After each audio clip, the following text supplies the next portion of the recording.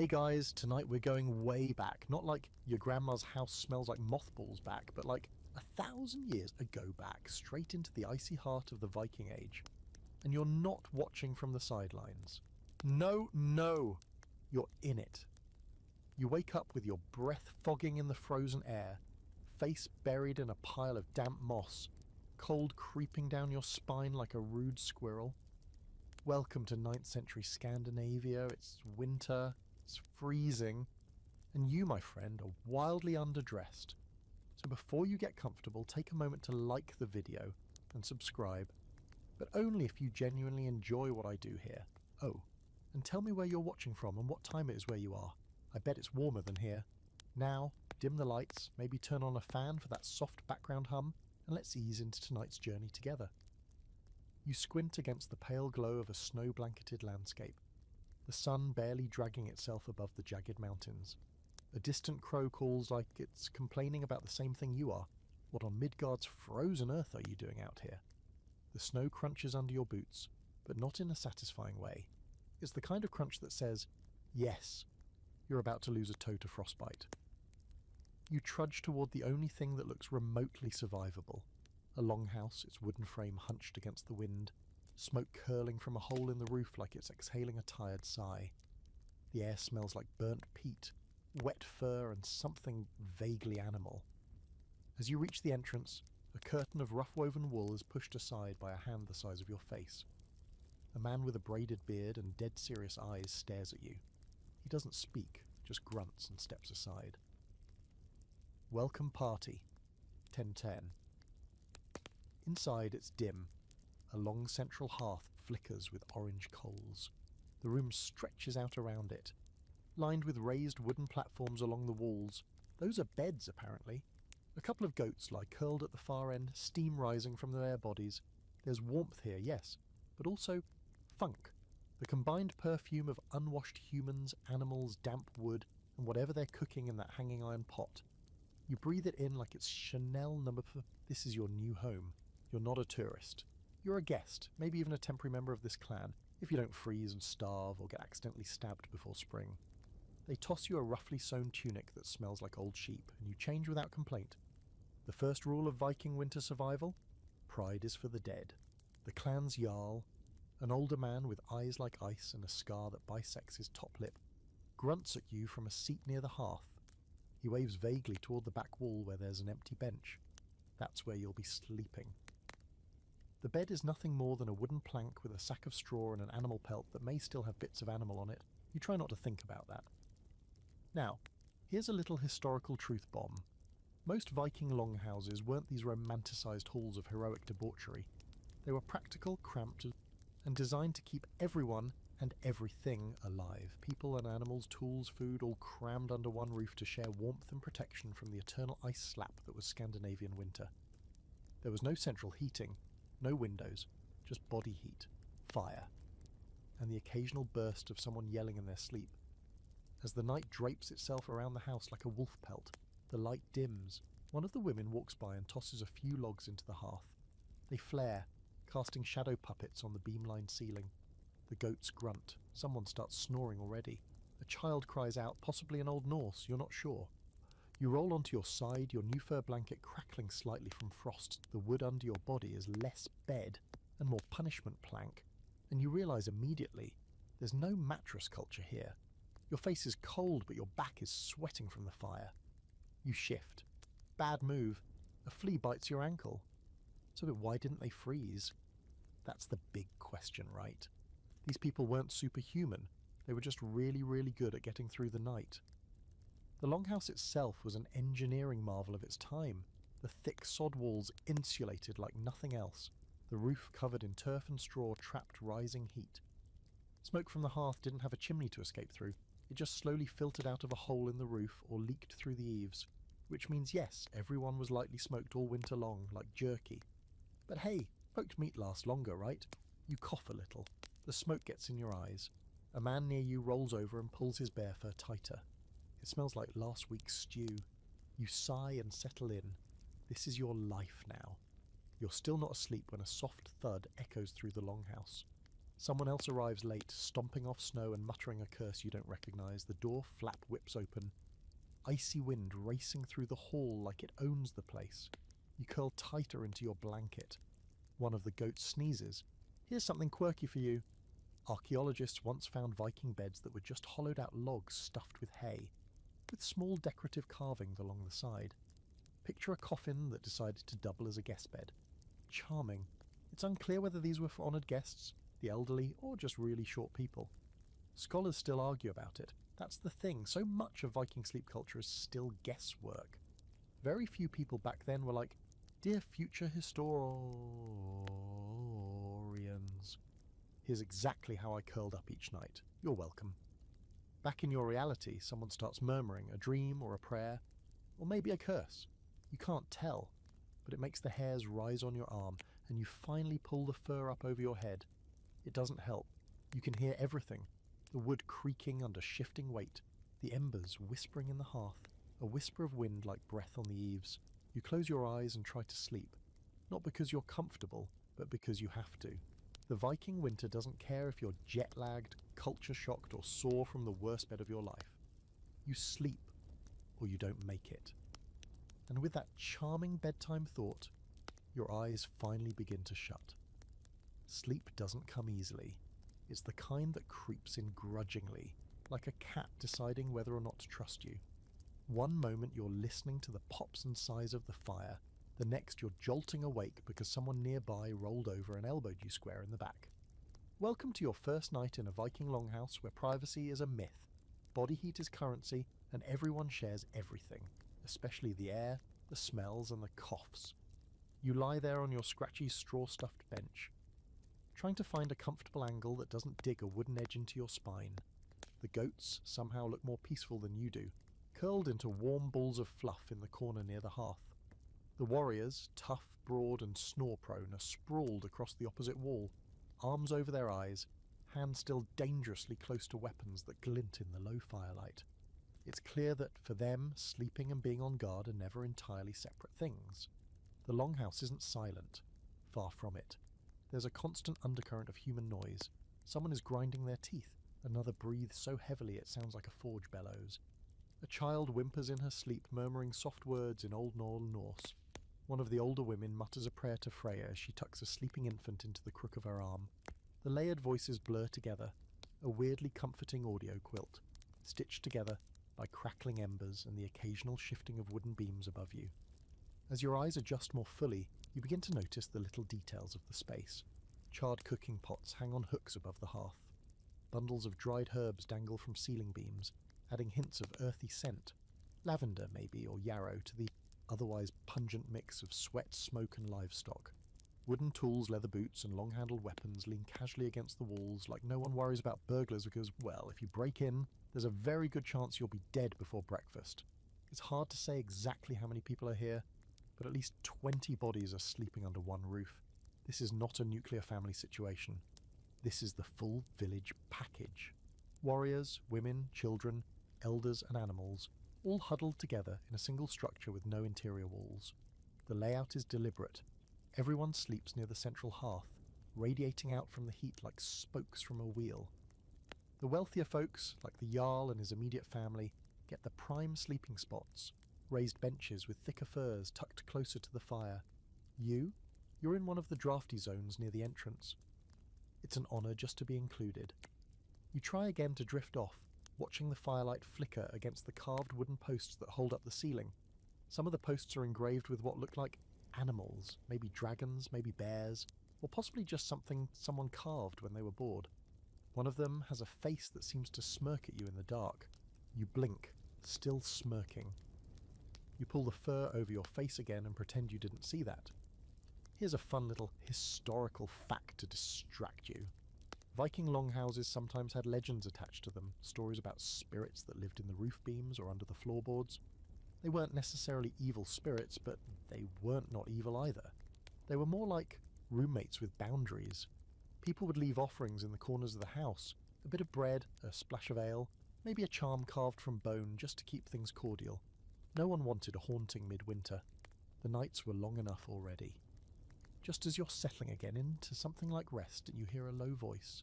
Two warriors at the far end, whispering in that gravelly Viking murmur that always sounds like they're plotting something, even if they're probably just arguing over stew recipes. One laughs, low and dry, then coughs, and the sound echoes through the rafters. A few people groan. Someone throws a piece of bread at them. It hits with a soft thud, and then everything goes quiet again. You're still not asleep, but you're close. Your body has stopped shivering. Your breath fogs less with each exhale. And the fur blanket, despite smelling vaguely of smoked ham, has started to feel like a small, reluctant hug. It's worth mentioning that in these winter months, sleep wasn't one long stretch of unconsciousness. Vikings didn't necessarily sleep through the entire night. Historians debate this, but there's some evidence that people in the medieval world practiced what's called segmented sleep. Basically, you'd sleep for a few hours, wake up naturally around midnight, then stay up for an hour or two, talking, eating, praying even, visiting neighbours, and then go back to sleep until dawn. Sound weird? Maybe. But your brain is already halfway there. Your body clock, out of its usual rhythm, is trying to figure out if this first sleep thing is done yet. And here's a quirky wrinkle. There's at least one record of people using that mid-sleep time to wait for it, chat with the dead. Yeah, spirits of ancestors, gods, or just strange voices in the dark. It was considered a liminal time when the veil between worlds thinned out, which means if you hear someone talking softly to a spot on the floor, maybe don't interrupt. You start to doze finally, lulled by the rhythmic sound of someone slowly sharpening a blade in their sleep. Yes, that's a thing, apparently. But then, just as your brain begins slipping into dream territory, there's a sudden loud crack from outside, wood splitting, snow falling off the roof, or possibly Thor throwing another fit. Everyone jolts slightly, but no one fully wakes. Except you. You sit up, heart thudding, and peek out from under your fur. A boy across the hall rolls over, his hand still resting on the hilt of a dagger, even in sleep. The Jarl doesn't move at all. He might be dead or just very, very committed to REM cycles. Outside, the wind howls again. Inside, the fire pops, a goat farts, and everything returns to its natural state. Warm chaos. You lie back down, adjusting your body into something vaguely coffin-shaped, and try again to surrender to the long Viking night. At this rate, you might just make it to morning, or you'll be sleep-deprived, grumpy, and covered in flea bites. Either way, welcome to the club. You wake to the quietest kind of chaos. No yelling, no horns, no explosions, just the low shuffle of fur-lined feet, the groan of ancient wood under shifting weight, and the whispery sound of cold breath meeting warm air. It's still dark, because of course it is. The Viking winter doesn't care about your need for a sunrise, but the hearth's been fed, and there's a faint glow dancing across the rafters now. Someone's already up, clinking iron tools near the fire, probably preparing breakfast or sharpening something ominous. You sit up slowly, and the first thing you realise is that every muscle in your back feels like it's been beaten with a frozen oar. The straw-stuffed bench you slept on may as well have been a pile of firewood. You stretch and instantly regret it. Your neck cracks, your spine complains, and something possibly alive scurries out from under your blanket. But hey, you're not dead, so that's a win. A woman with an intimidating braid and zero patience walks past and tosses a bundle into your lap. You open it. It's clothing. Well, clothing, in the same way that a sack of hair is technically a wig. Thick, coarse wool vaguely shaped like a tunic with matching trousers that feel like they've never once known softness. The socks are made of something resembling felt, and they're damp. Not wet, just that permanent kind of damp that says, "Hello, I've seen things." You begin to layer up, and here it is, the unsung hero of Viking survival. Wool, thick, scratchy, lanolin-drenched wool. The kind that smells faintly of sheep even after years of use. Vikings didn't have synthetic insulation or heated floors. They had wool, fur, and stubbornness. Every layer you pull on adds a little insulation, even if it also adds about 3 pounds and makes your joints move like you're wrapped in a rug. Underclothes are usually a linen tunic and breeches if you're lucky, and if linen was available, which wasn't always the case. Over that, woolen tunic, thick pants, a hooded gobelwerk for outdoor ventures, and fur accessories where needed. Belts are used to cinch layers, trap heat, and hold tools, or weapons, or emergency snacks. You wrap a coarse scarf around your neck, stuff your feet into heavy leather boots lined with hay, yes, actual hay, and suddenly you feel 15% less miserable. That's a win too. You glance around the longhouse. Everyone's doing the same thing, layering up with efficiency born of necessity. There's no fussing, no complaining, just survival choreography. One man brushes ice crystals off his shoulder like dandruff. A woman ties a wool cord around her waist and secures it with a carved bone pin. A child in the corners is being bundled into so many layers he now resembles a screaming bundle of turnips. Here's a curious detail. Viking clothing wasn't just practical, it was surprisingly colourful. Natural dyes from plants, roots, and even crushed bugs gave life to otherwise dull winter gear. You spot one man tying bright red strips around his arms. Another woman's hood is dyed a deep muddy green. Even in the dead of winter, they brought a little brightness to their outfits. Fashion matters, even when you're dodging frostbite. Still, the cold creeps in. You sit back down near the hearth, the warmth licking at your layers. You tug the wool over your knuckles, grateful for even the smallest reprieve. And then you notice what's hanging on the wall beside you. A full bear pelt. Claws and all. Mounted like a trophy, but clearly used for warmth. It has that stiff, glossy look of something that's both useful and slightly haunted. You touch it. It's cold, of course, but it holds the promise of warmth. A luxury item in a world where luxury often means not freezing to death. Historically speaking, bearskins, deerskins, even wolf pelts were used to line beds, cloaks, or simply wrapped around the shoulders on the coldest nights. Fur was more than fashion, it was armour against the season. You're allowed to borrow a pelt, though you suspect you're on borrowed time too. Sleep in it, sweat in it, dream in it, just don't let it walk off on its own. There's something intimate about all of this. This communal preparation for another round of dark and cold. No one talks much. It's too early. But they move around each other with a kind of practiced grace, handing off furs, adjusting cloaks, passing cups of hot something or other. It's easy to imagine this rhythm repeating for generations, the same wool, the same fur, the same cold, always. You tug at the collar of your tunic, it itches like a curse, but you're getting used to the sensation. Comfort is a myth here, warmth is the goal, and these people, they've mastered the art of dressing like walking insulation. It's survival fashion, but it has its quirks. Like the wool caps, every adult wears one. They're all shaped differently, some tall and pointed, others round and floppy. Yours, handed to you by a child who then laughed and ran away, is way too big and smells like smoked onions. But it's warm. You pull it down low over your ears, and the world softens. The scratchy wool presses against your temples, and suddenly your head feels like it's being gently hugged by an angry sheep. You glance toward the entrance. It's still sealed, heavy wooden planks covered with a hanging hide to block drafts. But the wind seeps in through the seams, whispering threats across the floor.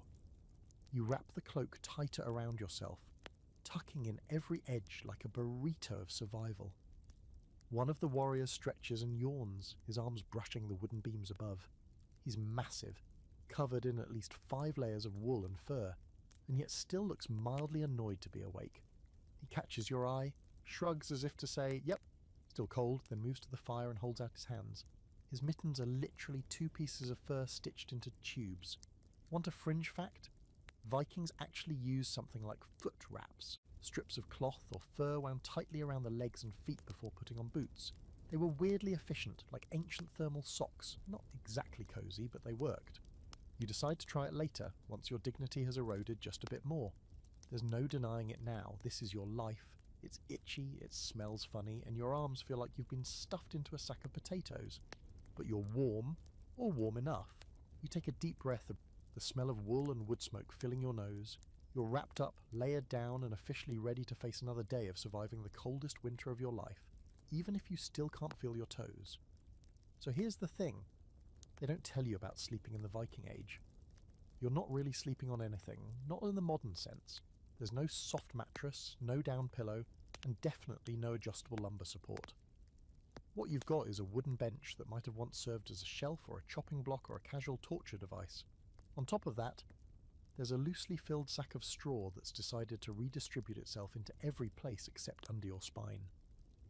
Welcome to what passes for a bed. It's your second night in the longhouse. Your back already knows what's coming. You slowly settle down onto the bench again, hoping maybe the straw has magically become fluffier in the past 12 hours. It has not. The wooden slats creak under your weight, and a fine mist of dust puffs out of the straw pillow like it's exhaling in protest. The fur pelt that serves as your blanket is stiff from a day spent absorbing body heat, sweat, and possibly the soul of a former wolf. It doesn't smell better tonight, it just smells warmer. Across the longhouse, the evening is winding down. People are pulling off their boots, loosening belts, and shaking out cloaks. Some of the older folks are already asleep, their snores syncing up like some weird Nordic lullaby. The goats are back in their corner, curled up like lumpy rugs, and one of them gives you the stink eye as you make too much noise trying to wiggle your way into a comfortable sleeping position. There is no comfortable sleeping position. You try your side. Your hip bone finds the exact spot where two planks meet in an awkward kiss. You try your back. Your shoulders fall into a gap between slats and your neck cranes upward like a poorly designed bookshelf. Eventually you settle on curling into a fetal position, with the fur draped over you like a cape of reluctant warmth, and the pillow hugged under your arm more for emotional comfort than actual support. Here's a historical gem for you. Viking sleeping arrangements were wildly utilitarian. Beds were usually built into the structure of the longhouse itself, either carved into alcoves in the walls or created as raised platforms around the perimeter of the room. These platforms did to double duty as both seating during the day and beds at night. No privacy, no barriers, just an open space with people lying shoulder to shoulder, sometimes with livestock for extra heat. And if you think sleeping next to your snoring uncle is bad, imagine doing it next to someone who just finished a garlic-heavy stew and hasn't bathed since last solstice. Tonight, you've got one new luxury, a second animal skin, handed to you by a woman who took pity on your shivering last night. It's rougher than the first one, and the hide still has bits of matted fur, but you're not about to complain. You lay it under your back, trying to create some kind of buffer between your bones and the merciless wood. It helps, marginally. As you begin to settle, your eyes roam the dim ceiling beams overhead. In the firelight you can make out markings, scratches, carvings, little symbols left there by someone long ago. One of them looks like a serpent, another like a star, or maybe a fish. It's hard to tell in the flickering light, but you get the feeling they're more than just doodles. People mark the wood around their sleeping spots, not out of boredom, but for protection, comfort, maybe even company. A little-known fringe fact? Some Viking beds had carvings of gods or animals at the head and foot, almost like guardians. Archaeologists think they may have served both spiritual and decorative purposes, because if you're going to freeze to death, you may as well do it with style. Some were surprisingly ornate, especially for the wealthier folks. You don't get one of those beds, you get a plank and the distant hope of not waking up with a chicken nesting on your legs. And now comes the real bedtime ritual, the slow extinguishing of the longhouse. One by one, voices hush. Someone tosses the last log on the fire. A mother murmurs a final lullaby in a language that feels like a song made of rocks and wind. The flames dim down to coals, and a faint red glow pulses in the centre of the room like a heartbeat. The cold starts to press back in, filling the spaces where the heat retreats. You pull your furs tighter, tucking them under your feet, your knees, your chin. Every inch matters. The air inside the longhouse is warmer than outside, sure, but that doesn't mean it's warm. The moment the fire dies, the cold creeps in from the floor, through the walls, under your skin. You start to understand why some people just didn't make it through winter. Outside, the wind begins its nightly tantrum. It rattles the outer walls, whines between the boards, and throws small handfuls of snow against the roof with theatrical flair. Inside, though, it's quiet, almost peaceful.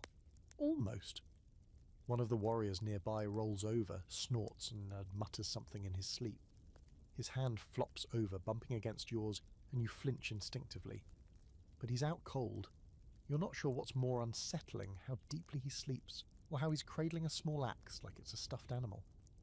You finally start to doze, not because you're comfortable, but because your body's too tired to care anymore. The straw under you crackles with every breath. The wood creaks like it's trying to whisper secrets. Your face is half buried in fur, and the warmth of your own breath is the only thing keeping your nose from freezing off. Here's a scholarly debate that still hasn't been settled. Did Vikings have individual sleeping spaces, or did they all just sprawl out communally every night like a pack of wolves with anxiety issues? Some say they shared beds, especially couples or families, while others believe there was a strict system of hierarchy that determined who slept where and with whom. Honestly, based on what you've seen so far, it's probably both. Practicality first, modesty second, and comfort a very distant third. You shift again. The fur slips off your shoulder and cold air instantly dives down your tunic like it's been waiting for an opening. You yank the pelt back up and wrap your arms around yourself. Your fingers are stiff and you flex them slowly, one by one, trying to get the blood flowing. It's moments like this you realise just how much of Viking survival wasn't about heroics or raids or honour. It was just this. Lying in the dark, wrestling with cold and discomfort, and getting through the night. At last, your body starts to relax. Your mind drifts. The fire crackles low. The goats shift in their sleep and the wind howls on, and somewhere behind you, someone starts snoring again, deep, guttural and rhythmic. You don't even mind this time. It's just part of the soundscape now, part of the long night. Your eyes close, and for now the cold is held at bay. You're woken by the unmistakable scent of boiled meat, smoke, and something vaguely fishy. Your stomach grumbles before your eyes even open. The longhouse is slowly stirring to life again. You blink into the half-dark. Half-dark, noticing the faint morning light bleeding in through the animal hide-covered door. The fire's been stoked.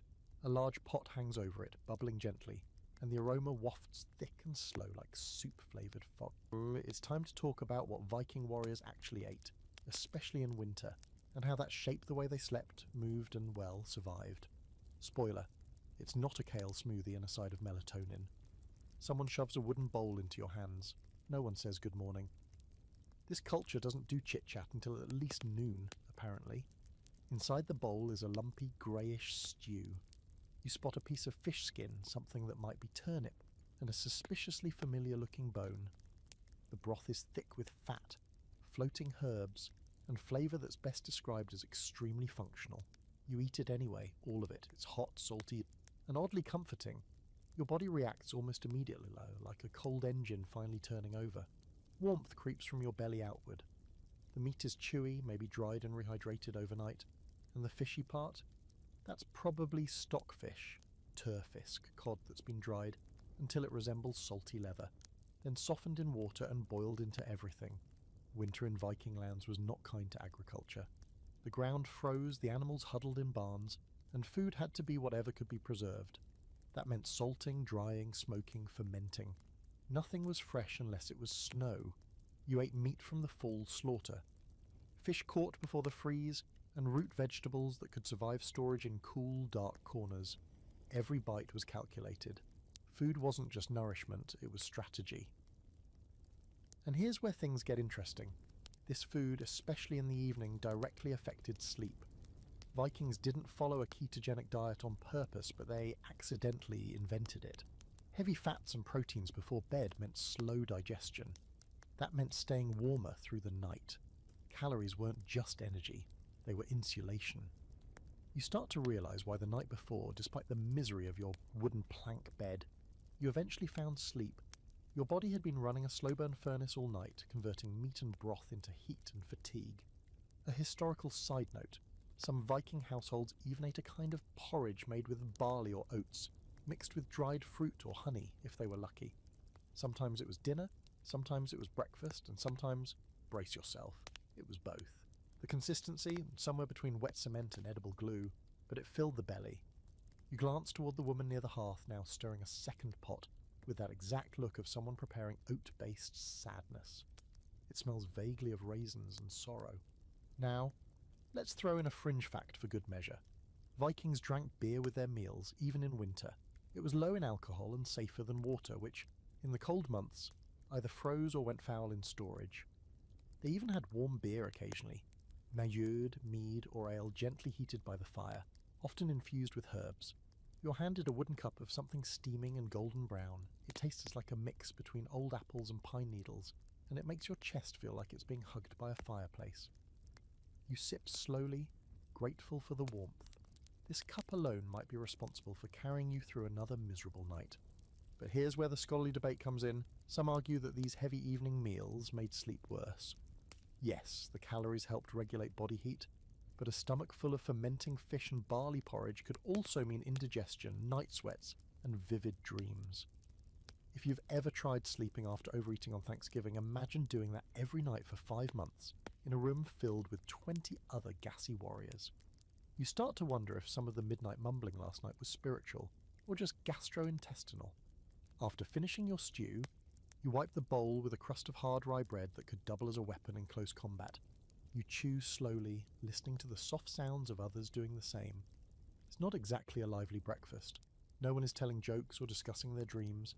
Everyone is just trying to eat enough to get through the next 12 hours of cold work and darkness. The fire crackles behind you.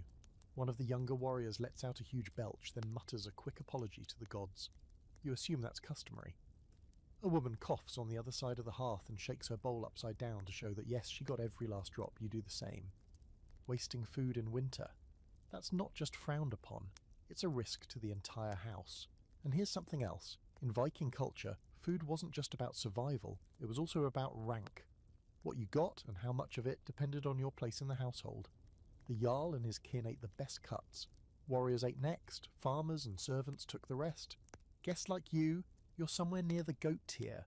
But honestly, if you've got a warm stew and a semi-digestible piece of bread, you're ahead of the game. You feel the fullness settling into your core, spreading heat through your limbs like a slow leak of comfort. You stand, stretch, and notice that your limbs ache a little less than yesterday. The food helped, the warmth helped, maybe even the community helped, even if no one's talking to you yet. Vikings weren't known for being chatty in the morning. One man finally breaks the silence with a loud hiccup and a muttered story about dreaming he fought a swan the size of a horse. Someone chucks you balls. Another says that means good fortune. A third says it means the gods are watching you. A fourth says it means you ate too much dried eel. No one agrees. Welcome to Viking dream interpretation. You're handed a cloth to wipe your hands, then someone tosses you a small piece of dried meat to chew on for later. Probably horse, possibly moose, definitely chewy. Now that your stomach is full and your fingers are warm, you feel the first true wave of sleepiness after waking up. It's a cruel trick. The body is cozy and ready to digest. The fire is still glowing and the goats are snoring, and all you want to do is crawl back onto that miserable straw bench and drift off again. But no such luck. The chores are coming. The snow needs clearing. The animals need feeding. There's wood to chop, gear to check, weapons to oil. It doesn't matter if your eyes are still half shut or your brain is floating in mead fog. Viking life waits for no one. Still, as you step outside into the sharp, blinding whiteness of morning, belly full and boots squeaking in snow, you take a second to appreciate the quiet victory. You slept, you ate, you're still here. That's enough. For now. By nightfall, the longhouse is humming again, not with singing or laughter, but with the steady low rhythm of survival. The fire in the hearth spits sparks into the dark as a fresh log is added, its bark still holding bits of frost from the pile outside. You're back on your bench, the same miserable plank from last night, and once again, you're trying to find that mythical sweet spot where your hip bone isn't trying to escape through your skin. Good luck with that. This time, though, you're thinking about something that didn't fully register until now. How hot it is inside. Not cozy, not warm, hot. You're sweating under your furs and woolen layers, and not in a pleasant beach vacation way. This is the sweat of someone who's been slow roasted by a fire that's trying too hard. Your clothes cling to you like wet burlap. Your feet are toasty, sure, but your face feels like it's been left next to a forge. And here's the kicker. This level of heat isn't just uncomfortable, it's dangerous. Back in the Viking Age, managing indoor heat in the dead of winter was a delicate, unending dance.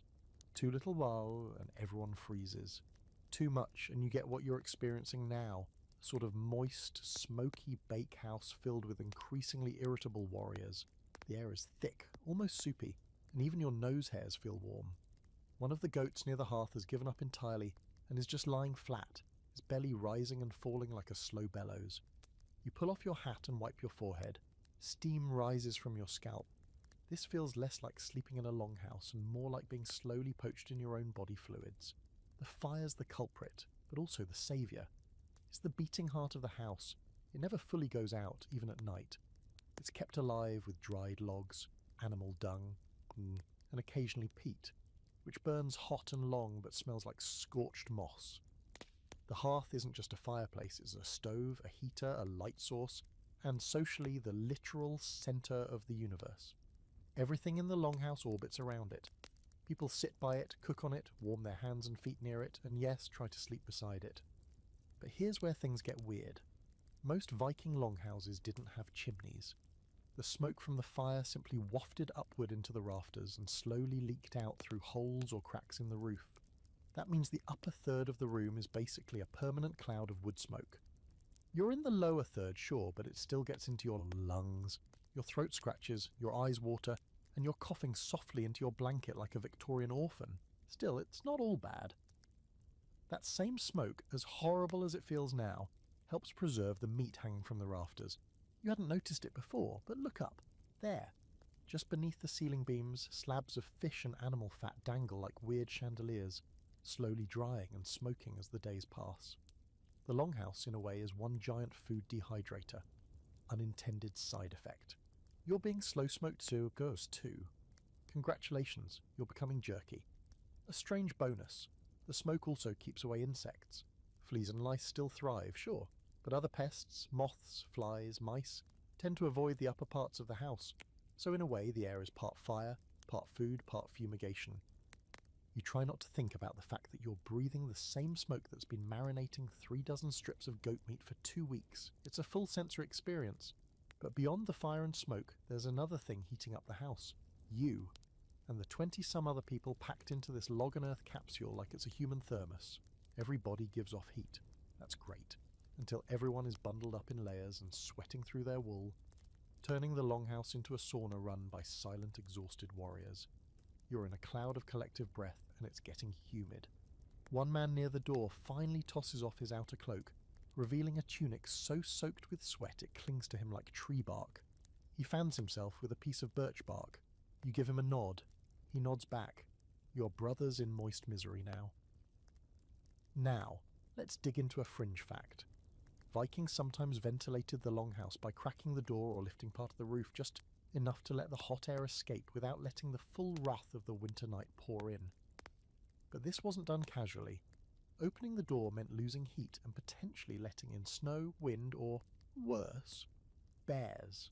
Yes, in some regions, bears could absolutely become unexpected guests, especially in deep snow years when food was scarce. So every time someone opened that door, they did so with a kind of cautious reverence, or a spear. You notice now that the draft under the door has been blocked with a rolled-up animal hide. Smart move. You're trapped in here with the heat, the smoke, and the increasingly potent body odour of your fellow longhouses. But on the bright side, you're not getting eaten by a bear tonight. Probably. As the night drags on, you begin the slow process of unlayering. First your scarf comes off, then the outer cloak.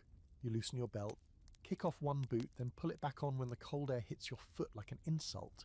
It's this constant back and forth, warm, cold, warm again.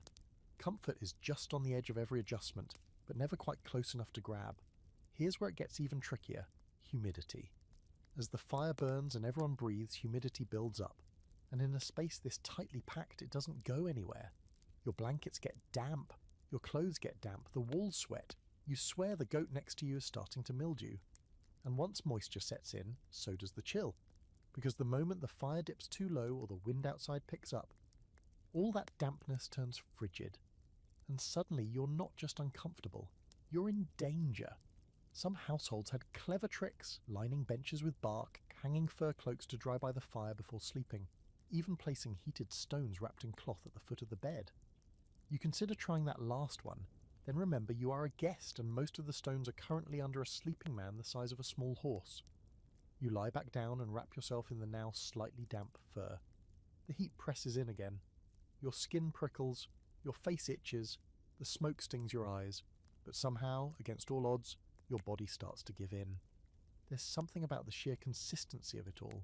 The fire crackling, the soft snores, the warmth, even the discomfort, that tells your brain, yes, this is miserable, but it's a familiar miserable.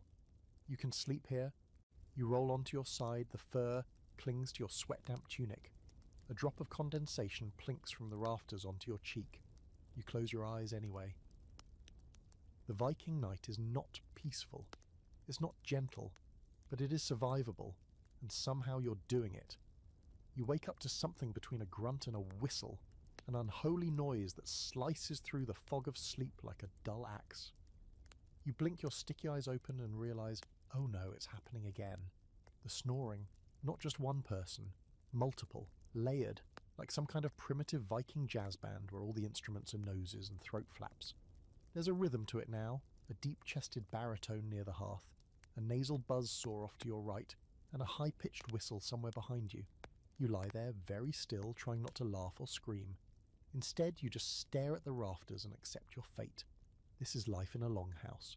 You're not just trying to survive the cold, you're trying to survive the night symphony. You shift slightly, your fur blanket rustling, and one of the snorers coughs and rolls over. Silence for 2 seconds before it starts again. Louder, more confident. It's almost impressive. You wonder if they rehearse during the day. And while the snoring is bad, it's not the only nighttime ritual you're now painfully familiar with. The longhouse, even in the dead of night, isn't truly asleep. It's resting with one eye open. Someone always stirs, someone always moves. A baby cries softly. A woman hums a lullaby under her breath, a tune that sounds more like a prayer than a song. One of the goats bleats in its sleep, and in the back of the room, someone begins telling a saga. You don't recognize the words, but the tone is unmistakable, low, rhythmic, rising and falling like the sea. It's not loud, and it's not for entertainment. This is a nighttime ritual, half muttered, half memorized, meant for the speaker more than the listener. An old man is lying on his side near the fire, talking to no one and everyone. His voice weaves through the snores and crackles of the hearth. You hear names: Sigurd, Freyja, Loki. The rest is lost in the hum of the longhouse. You don't need to understand it to feel it. The story is holding something together, maybe his sanity, maybe yours. This is how the Vikings passed the unbearable nights, not just with fire and furs, but with words. The oral tradition ran deeper than the fjords. Tales were tools, like axes or hammers, used to shape the world, hold back fear, and pass time when the dark pressed in too close. You close your eyes and listen, even as the snoring grows louder around you. It's not restful, but it's something. Eventually the saga fades. The old man sighs, rolls onto his back, and joins the symphony. You are now officially surrounded, still not asleep. You sit up slowly, careful not to bump the man next to you. He's sprawled halfway off his bench, mouth open, hand still curled around the hilt of a small blade. You're honestly not sure if that's comforting or terrifying. You slip out of your blanket and pad softly toward the hearth. The embers are still glowing, and someone's left a kettle of something warm nearby, mead, broth, or just water. You drink from a wooden ladle, grateful for the heat. It's thin but sweet, maybe honey water. You wipe your mouth and lean back on your hands, staring into the fire. Then a hand touches your shoulder and you jump so hard you nearly land in the coals. It's one of the younger women, wrapped in a red-dye cloak, eyes heavy with sleep but still open. She doesn't speak, just nods at the fire and gestures toward a small bundle of herbs hanging above it. You follow her gaze. The herbs sway gently with the rising heat. It hits you. These are sleep bundles. Dried lavender, maybe chamomile, mixed with other things you don't recognize, hung above the fire to release calming scents into the air. It's subtle. You hadn't noticed it before because you were too busy trying not to die of secondhand smoke and goat breath. But now you catch it, a faint, earthy sweetness in the air, trying its best to soothe the chaos. It's a fringe detail, but a real one. Vikings sometimes used herbal rituals to influence sleep and dreams. Bundles of plants were burned, hung, or scattered under pillows to encourage good rest or ward off nightmares. Some houses even smeared tar or fat mixed with herbs on the doorposts to keep away evil spirits. Others carved runes into bedposts, symbols of protection or symbols of, well, less innocent things. You eye the beams above your bench when you return. Are those scratches actually just cracks in the wood? Or are they runes? You can't be sure. The firelight makes everything uncertain. You lay back down, feeling the herbal scent curl into your nostrils. Someone near you mutters again in their sleep. This time it sounds like a name. You freeze, then they roll over and snort. Never mind. But the thing is, dreams meant something here. You'd heard murmurs all day, whispers about someone dreaming of a wolf with 3 eyes, or a ship made of ice, or a sword singing to them in their sleep. People talked about dreams, not like modern folks do with a shrug and a laugh. No, here dreams had weight.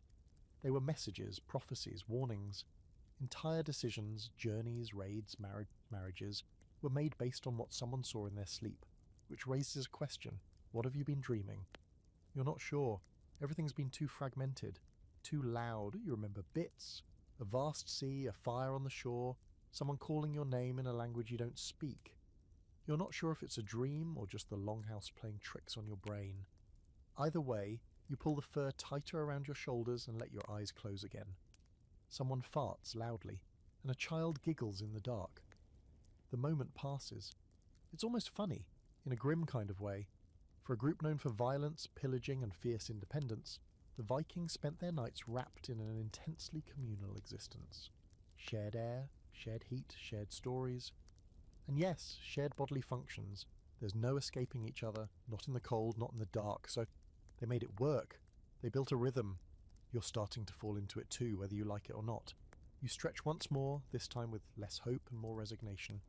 The fur itches your neck. The straw crunches under your hip. A puff of warm breath escapes your lips and fades into the cold air. And then, finally, you drift. The snoring fades. The longhouse grows distant. And for a brief fleeting moment, it almost feels like peace. You're yanked out of sleep by the sharp jab of a stick to your ribs, not a sword, not an axe.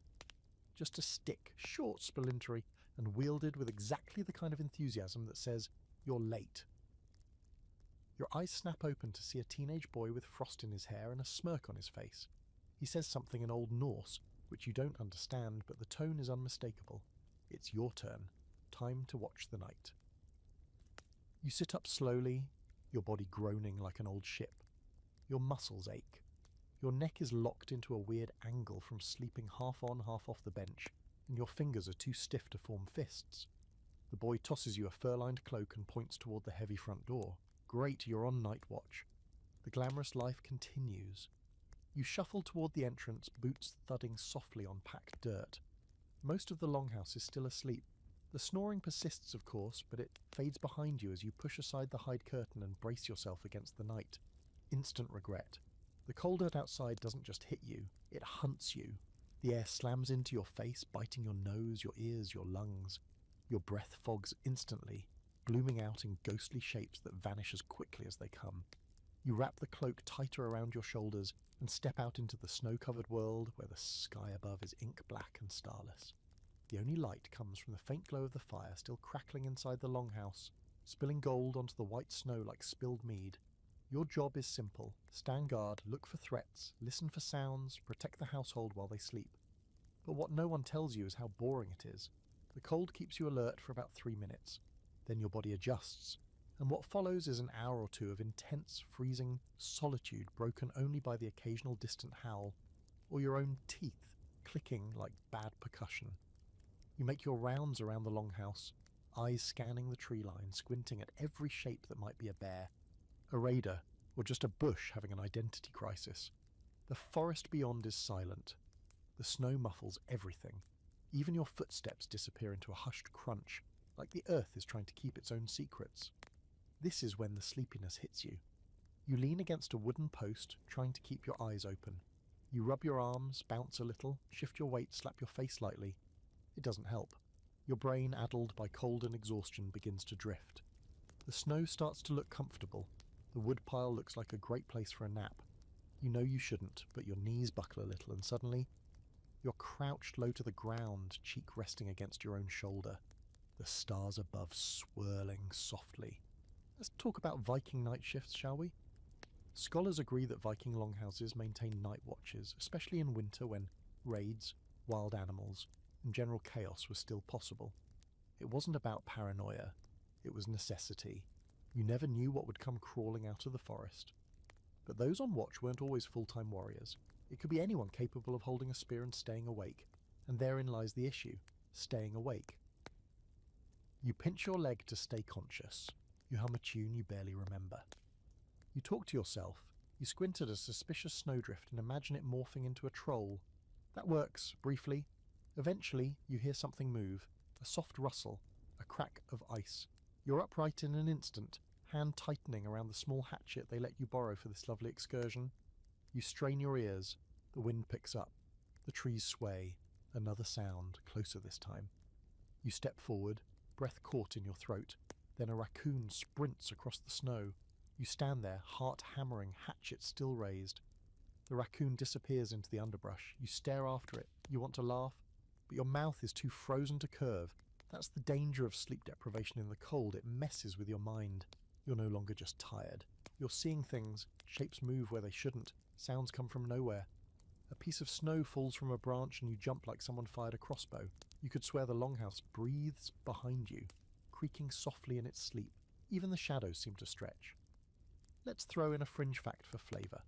There are stories, real, recorded stories, from medieval Scandinavia of people encountering spirit animals or phantom enemies during night watch. Whether they were hallucinations or folklore given life by exhaustion, no one knows. One tale even tells of a man who chased a shadowy figure all night, only to find he'd been circling his own house for hours, barefoot in the snow. When found, his hair had turned white. You blink hard and stare at your boots, still on. Good. You make your way back toward the entrance. Your shift is almost up. A faint grey light is beginning to bloom behind the mountains, a sickly hint of dawn. The world is still frozen, still quiet, but it's changing. The night is beginning to exhale. You push the door open and step inside, greeted by a wall of warmth and smell. The fire's still burning. The longhouse breathes smoke and sweat and safety.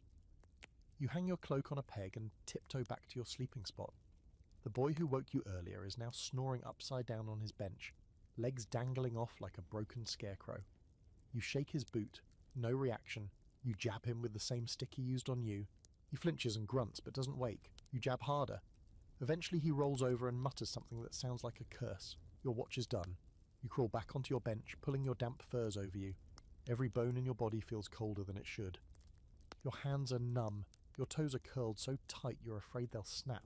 But your heart is still pounding from the adrenaline. You lie there, wide-eyed, trying to fall asleep, but your brain is still outside, watching shadows move in the snow. And here's the final insult. Just as you start to drift off, someone near you stretches and yawns loudly.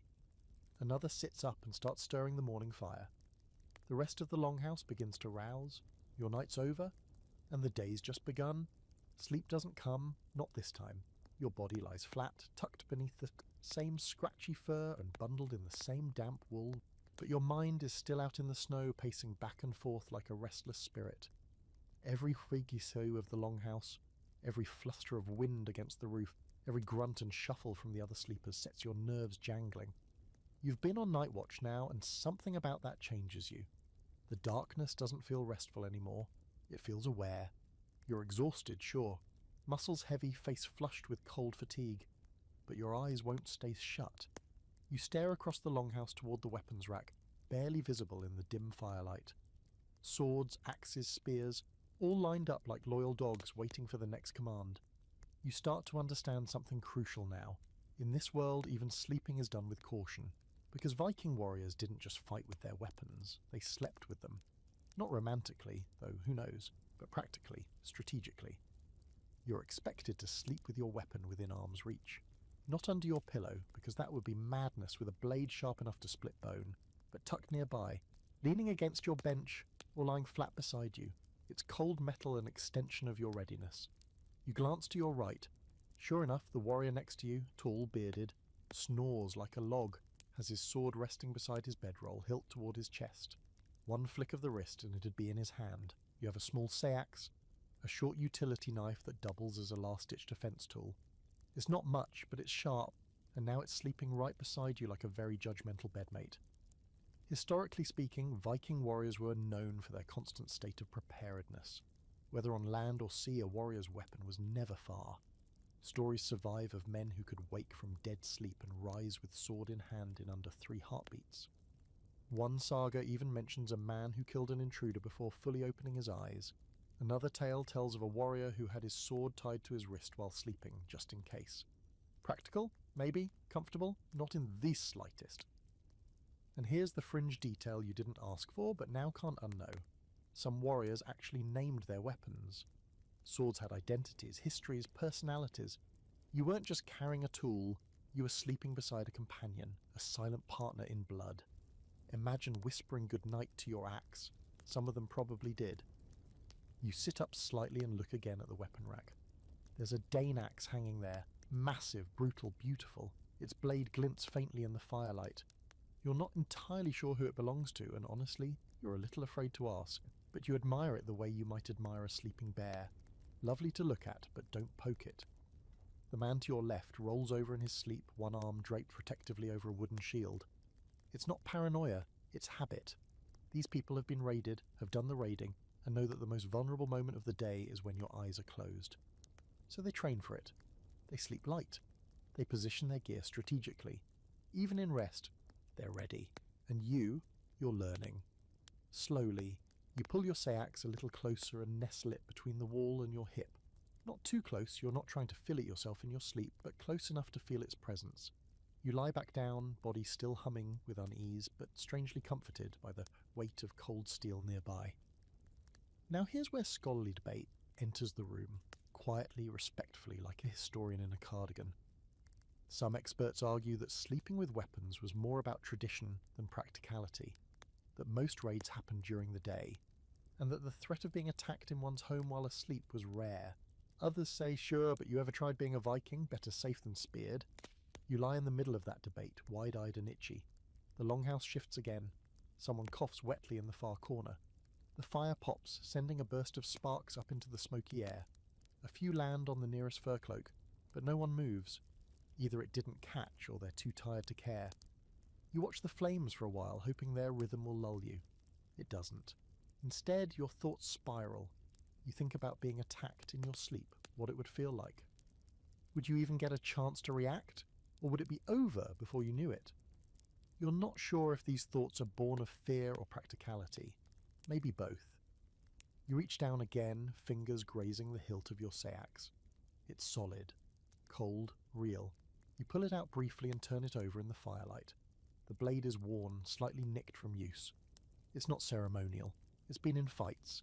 You trace your thumb along the spine, careful to avoid the edge. There's something oddly comforting about it. Like it knows its purpose. Unlike you, currently flopping around in a fur blanket questioning your life choices, eventually the fire begins to dim. The longhouse settles. The snoring softens into background noise again. You tuck the knife back beside you, adjust the fur, and try again to find some semblance of sleep. Your body is beyond tired, but your mind refuses to fully shut down. It lingers, perched on edge like a raven waiting for a signal. And yet, this is the Viking way. Always ready, always listening, always halfway between sleep and survival. You drift off at last, not because you're relaxed, but because your body simply gives up. The sayax is warm now, heated by your side. The longhouse exhales, and in that narrow space between exhaustion and fear, you finally fall into something like rest. Your weapon, your blanket, and your body all woven together like threads in the same fraying net. Outside, the wind picks up, the trees groan, and inside you dream of battles you haven't fought yet. When the dream comes, it doesn't creep in gently. It crashes. Like a wave against a cliff, it arrives all at once and leaves you gasping in its wake. You're not in the longhouse anymore. You're standing in the middle of a vast, snow-covered plain beneath a bruised sky. Ice cracks under your feet and wind howls through a dead forest behind you. In your hand is a sword, not your sayax, but something larger. Heavier, ancient. It hums in your grip like it's breathing. Across the plain, something watches you. A wolf, but not just any wolf. This one is massive, its fur the colour of ash, its eyes like pale moons. It doesn't move, it just waits. And somehow, you know its name. You wake up choking on your own breath. The longhouse surrounds you again, warm and dark and real. You're drenched in sweat, the fur blanket kicked half off your body, and your sayax is still pressed against your hip like a quiet reminder that, yes, this world is the real one. Mostly. You sit up slowly, pulse hammering in your ears. From the opposite bench wall, someone is already staring at you. It's the seer. She's old, hunched, wrapped in layers of faded wool and fur that look like they have been handed down from gods themselves. Her eyes catch the firelight, strange and glassy, like she sees through it, and through you. She doesn't speak, just lifts one gnarled finger and points toward the door. Then she closes her eyes again, as if the conversation is over before it began. You don't move, not yet. Instead, you sit there, heart still rattling from the dream, mind scrambling to assemble what just happened. It felt like a story, but more vivid, more intentional, not a dream, not exactly. This is how you learn about Norse sleep lore. In this world, dreams are not idle things. They are tools, messages, sometimes even weapons. What you see in your sleep is often believed to come from the gods, or from something worse. People whisper about dreams the way modern folks whisper about omens or ghosts, half afraid, half hoping they're real. It's not superstition. It's tradition. You wrap your cloak around your shoulders and step outside. The seer's message, silent as it was, lingers in your gut. You're not sure what you're supposed to do, but you know this much. That dream meant something. The night air is cold, cleaner than you remember it. The stars have returned, blanketing the sky with a quiet brilliance. The snow crunches under your boots as you move past the edge of the longhouse, into the clearing beyond. You don't know what you're looking for. The wolf? The sword? Some kind of cosmic explanation? Instead, you find the seer again, already seated beside a stump just beyond the firelight. She must have come through another entrance. How she moved that fast is beyond you. Her hands are busy grinding something in a bowl. Dried herbs, crushed stone, maybe bone. You don't ask. She gestures for you to sit. You obey. Then she speaks. Her voice is low and creaky, like wind through dead branches. She asks you what you saw. You hesitate. What if it's just a dream? What if it's nothing? But she waits, unmoving. So you tell her. The snow, the sword, the wolf, the silence, the knowing. She nods, says nothing for a long time. Then she begins to explain. In Norse belief, dreams fall into two categories, meaningless and message-bearing. Yours, she says, is the second kind. The wolf especially is significant. It could be a representation of Fenrir, the monstrous wolf prophesied to break free and swallow Odin himself. Or it could be a guardian, a spirit tied to your fate, or, she adds without blinking, it might be your spirit. Wolves, after all, walk both the waking world and the dream realm. You try to protest. It was just a dream, but she silences you with a look that says, you wouldn't be here if it were just a dream. Fringe fact break. Viking seers, or völur, were often believed to travel between worlds, not physically, but spiritually. Some practiced saga, a kind of trance magic that allowed them to see into the future or uncover hidden truths. These practices often involved herbs, chanting, and deep, intentional sleep. Yes, that's right, magic naps, and people paid attention to what seers dreamed. She finishes grinding whatever concoction she's making and presses it into a small leather pouch. She ties it shut with a frayed cord and presses it into your palm. Sleep with this, she murmurs. It will show you what the wolf wants. You nod, stunned into silence. She waves you off. The session is over. You walk back to the longhouse under a sky scattered with stars and questions. Your fingers close tightly around the pouch. It smells sharp, earthy, a little bitter. You slip back inside, the warmth hitting you like a thick blanket of breath. The others are still asleep. The fire's down to coals now, flickering low and soft. You return to your bench, unwrap the fur, and tuck the pouch under your head. As you settle in, your body strung tight with questions, you begin to notice how others are sleeping. Not just with weapons, but with tokens. Carved bone charms, braided strings tied to wrists, small satchels like yours pressed under pillows. Sleep here isn't just rest, it's ritual. And dreams? Dreams are currency, clues, warnings. A scholar once wrote that the Norse saw sleep as a journey into another realm. When you dream, you're not just idly imagining, you're visiting. The gods, the dead, the spirits of animals and places, they can all speak to you there. But whether you can understand what they're saying, that's the tricky part. You close your eyes again, not hoping for rest, but waiting. Waiting for the wolf, for the dream, for whatever comes next. And as sleep begins to slide its cool fingers over you, one last thought bubbles to the surface. Maybe this isn't just about surviving winter anymore. Maybe you're being pulled into something deeper, something older. The next night the cold changes. You've been here long enough now to know what to expect when the sun slips below the mountains and the longhouse is closed up like a wooden lung, warm inside, breathless, loud. But tonight, something's different. The air is sharper, the quiet outside heavier. The walls seem to groan more deeply, as if the very structure of the house is tensing against the pressure of what's happening beyond the door. It's a blizzard, not snow, not a storm, a full, furious, world-swallowing blizzard. The kind that doesn't just fall but devours. You can feel it through the floorboards, through the beams, in the way the fire snaps and leans toward the centre of the hearth, as if it too is trying to avoid the cold outside. You huddle under your furs earlier than usual, shivering before the fire even dims. You've added another layer. Someone lent you an old oversized cloak that smells like onions and wet dog, but it's heavy and warm. You're grateful for it. Grateful for the way it wraps around you and mutes the rising sound of the wind as it claws at the walls like something alive. Then, without ceremony, the door slams open. A man stumbles in, face white with snow, beard stiff with frost. The curtain of hide flaps wildly as snow pours in behind him, swirling across the floor like smoke. Several people jump up. Others groan. You scramble to help slam the door shut again, pushing with your shoulder until the bar drops into place with a satisfying, solid thud. The house is sealed once more, but not in time to keep the blizzard from getting its claws inside. It doesn't take long. The cold moves fast, like it knows how to find the cracks. It settles under the door, along the seams in the walls, through the roof beams. The heat from the hearth feels suddenly weak, as though it's second-guessing itself. The longhouse tightens, drawing everyone closer. People begin rearranging. Furs shifted, benches shared, children bundled tighter. Even the goats are dragged closer to the centre of the room. One of them bleats like it's offended by the relocation. Your sleeping bench is too close to the wall, you already know that. You felt the draft there even on calmer nights.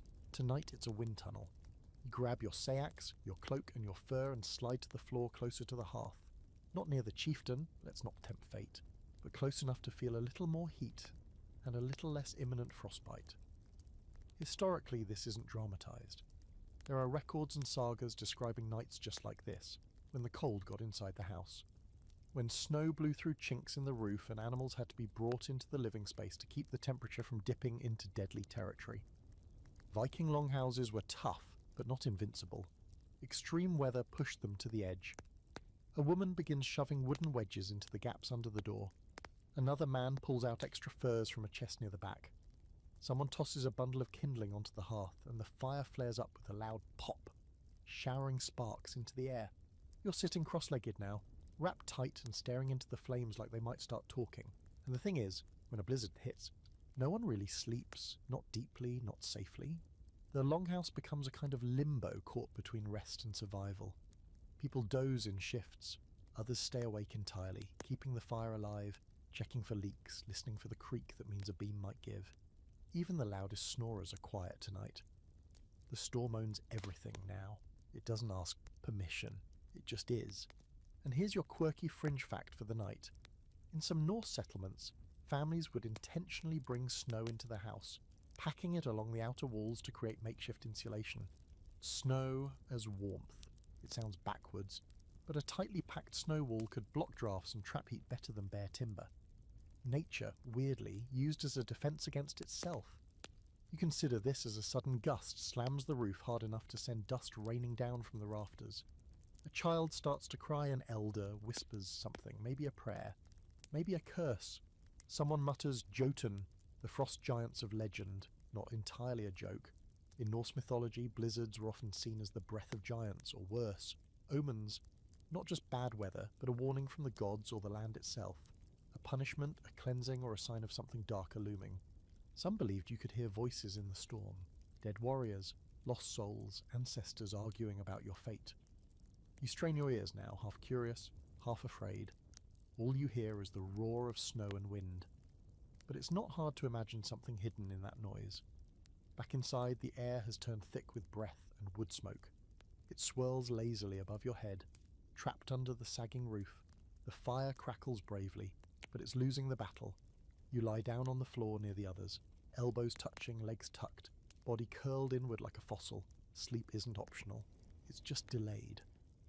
A small pot of something warm passes around, thick, fatty broth with unidentifiable chunks in it. You take a sip. It's lukewarm and strange, but it sits heavy in your gut. You lie back down and close your eyes again. Not in hope of dreams, just in hope of stillness. But the cold has other plans. It nibbles your fingertips. It pokes at your toesies. It slides under your cloak and behind your ears. Every few minutes you have to shift, flip, rearrange. Sleep in this state is more like stuttering. A moment here, a breath there. Then another gust rattles the longhouse and you're awake again, blinking into the dark. You find yourself huddled near a goat at one point. Mutual desperation, really. You don't know its name, but it's warm and doesn't mind sharing space. You rest your hand on its side and feel the slow rise and fall of its breath. A little island of heat in the storm. And you begin to understand this isn't about comfort anymore. It never was. It's about endurance. The cold will try to peel you apart piece by piece. The longhouse will strain to hold itself together. But you, and everyone here, you survive by clustering, breathing together, keeping the fire fed, the door closed, the walls patched. It's not glamorous, it's not heroic, but it's what keeps you alive, and eventually, somewhere between a cough and a crack of ice, you slip into a shallow, dreamless sleep, the kind that doesn't restore but pauses the breaking. And tonight, that's enough. Time disappears. You don't know how long it's been since the blizzard hit. Days, weeks, it could be morning or midnight outside. There's no real difference now. The longhouse has become your entire world, sealed in frost and fire and breath. The only light comes from the hearth. The only weather report comes from the groaning of the roof beams. You've lost track of day and night, of when you last washed, or when you last dreamed. The world outside might as well be another planet. You're not living in winter anymore. You're living in the absence of time. It's not just you. Everyone in the longhouse is slipping into the same rhythm or lack thereof. People move like they're underwater, sluggish and quiet. Conversations have shrunk to nods and grunts. There's a kind of haze in the air, a mix of smoke, sweat, and maybe something else, something mental. It's not exhaustion exactly. It's more like drift. A slow unravelling of the usual markers: breakfast, chores, sleep, supper. They still happen, but in strange order. Sometimes someone gets up and eats in the middle of the night. Sometimes everyone sleeps through what should be morning. And you've joined the club. You're no longer counting the hours. You don't even remember what day it is. You sleep when you can. You eat when food is passed to you. You sit near the hearth for long stretches, just staring at the flames, feeling your thoughts dissolve into flickers and shadows. It should be disturbing, but somehow it's not. It's just what this is now. This is what happens when the sun stops rising. In the deep north, winter doesn't just bring snow and cold, it brings a kind of night that never ends. The sun, if it shows up at all, limps across the horizon like it forgot its job. The sky turns pale, then dark again, all in the time it takes to finish a bowl of stew. For ancient Norse societies, this was just part of life. You didn't fight the darkness, you folded yourself into it. But the psychological effect? That's something else entirely. Modern science calls it circadian rhythm disruption, when your internal body clock gets wrecked by the absence of light. Your hormones rebel, your sleep becomes erratic, you feel tired all the time, even if you're technically getting rest. You get irritable, foggy, sometimes even depressed. And in a world without clocks, without electric light, without structure, your mind begins to drift just like your body does. That's you now. You wake up curled at the foot of your bench with a piece of bread still in your hand. At some point in the last few hours, or days, you ate and fell asleep in the same breath. Across the hearth, two warriors are sitting cross-legged, staring into space, their swords resting on their laps like sleepy pets. One is humming softly to himself. The other blinks slowly, as if trying to remember who he is. No one seems alarmed. This is just the shape of the season. But here's a fringe little gem. Vikings might have had their own version of seasonal coping strategies. There are clues in the sagas, strange passages about men sleeping through the wolf months, or families taking turns keeping the fire alive while others entered the long rest. Some scholars even argue that a semi-hibernation state may have been normal, people doing the bare minimum to stay alive, conserving energy, slowing down their lives to match the dark. It's less poetic than the tales of glory and battle, but more truthful. And it's not just the body that slows. The house changes too, the walls sweat, the rafters grow damp. The tools hung near the fire warp slightly from constant heat and moisture. You can smell everything more acutely now, the fermented tang of stored fish, the woolly musk of too many people in too little space, the sour hint of smoke clinging to every object. The world inside the longhouse becomes a texture, a weight pressing on you gently but constantly. And you start to crave light. Not warmth, just light. You catch yourself staring into candles, poking at the embers of the fire, even lingering too long at the crack in the wall, where daylight seeps through for 10 precious minutes before disappearing again. Light feels like a rumour, a memory. There's a quiet moment, maybe the middle of the night, maybe not, when you're lying under your furs, eyes open, and you hear someone whispering near the door. You roll over slightly and see the seer again. She's speaking to someone, maybe herself, maybe the spirits she keeps in her cloak pockets. The words are low and rhythmic, a chant almost. You can't make them out, but they ripple through the room like wind. Then you hear another voice, this one much younger. A boy. He's asking a question. You can't hear the words, but the tone is clear. It's about the sun. The seer's answer is longer this time. And this time you catch a single word, Ragnarok. Ah, that old chestnut. In Norse mythology, Ragnarok isn't just the end of the world, it's the end of light.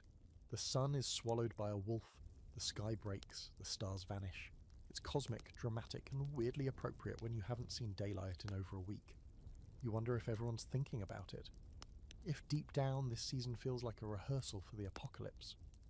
You close your eyes again, and for a second you wonder, what if the sun doesn't come back? What if this is it? What if the wolf already won? You shake it off. Probably just the darkness talking. But the funny thing is, even in all this gloom, there's a kind of rhythm forming. The people around you adapt. Someone sings softly while fixing a boot.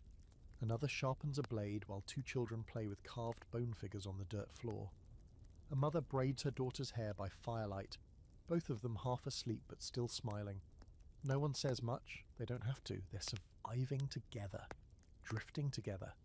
Eventually you doze again, still uncertain what time it is, or how long you'll sleep, or whether you'll wake up to day or night, or something in between. And somehow that doesn't scare you anymore. Sleep doesn't just come in the longhouse, it sneaks in. One moment you're sitting upright, chewing on a piece of dried meat that might as well be leather. The next, your head is tilting forward, your eyes slipping shut mid-chew. Your jaw slackens. You jolt upright, startled by your own body's betrayal, and find yourself locking eyes with another warrior across the hearth. He gives you a knowing look, eyebrows raised, a half smirk, and then resumes sharpening his axes with the slow, meditative rhythm of someone trying to stay awake too. Welcome to the art of the Viking nap. You're now several weeks into deep winter, and the longhouse is a permanent stew of heat, smoke, noise, and exhaustion. Time has dissolved completely. The day is a series of half-waking stretches punctuated by chores, warmth, and moments where your brain simply powers down without warning. There is no such thing as a full night's sleep anymore. What exists instead are drips of sleep, thin, unpredictable, and scattered like breadcrumbs through your day. And you've started leaning into it. You nap by the fire, on your bench, against a goat, in the corner with the food baskets, standing up once, briefly, until someone yelled at you. The line between being awake and being asleep has become so thin that it almost feels optional. Your body takes what it wants when it wants it. The moment your eyes close and your hands aren't holding anything sharp, that's sleep. Micro-napping isn't just a sign of desperation, it's strategy. Vikings, like most pre-modern people, didn't always operate on a tidy 8-hour sleep schedule. The idea of sleeping in one long, unbroken stretch, what modern science calls monophasic sleep, wasn't the norm. Instead, you get biphasic or even polyphasic sleep patterns, sleeping in chunks throughout the day and night, whenever the opportunity strikes. You're now firmly in that category. Sometimes you wake up after 20 minutes feeling oddly refreshed. Sometimes it's 2 hours and you feel like your soul was briefly evicted from your body. Sometimes your dreams crash right into your waking thoughts and you're not entirely sure if you're still asleep. Last night, or maybe it was this morning, you dreamed that the fire turned into a serpent and curled around the longhouse, hissing softly as it warmed everyone's feet. You woke up to someone pouring water onto the coals and muttering about too much smoke again. You didn't tell anyone about the dream, it didn't feel like one. And now, sitting cross-legged by the hearth, trying to carve a wooden spoon with fingers that barely feel like yours, you find your chin dipping again. You snap upright. The spoon has a gouge through the side where you slipped. You pretend it was intentional and set it aside. Around you, others are doing the same thing. A boy naps against his father's leg. An old woman leans against a beam, eyes closed, her lips moving slightly as if she's whispering to the gods in her dreams. The longhouse has become a rotating carousel of semi-conscious people, catching slivers of rest wherever and whenever they can. It's not just survival. It's a kind of unspoken rhythm. You yawn and stretch, rising to your feet to shake off the fuzz in your brain. You step outside for air, just a few minutes, but even that is enough to reboot your senses. The snow outside glows faintly under a sky that's not quite black, not quite blue.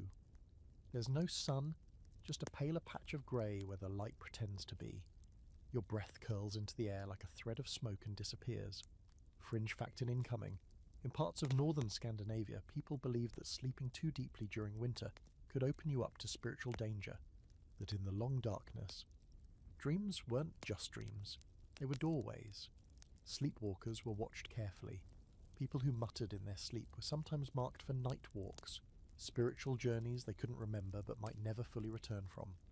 That's why some sleepers had charms tied around their wrists or ankles, or slept with stones under their pillows to anchor them.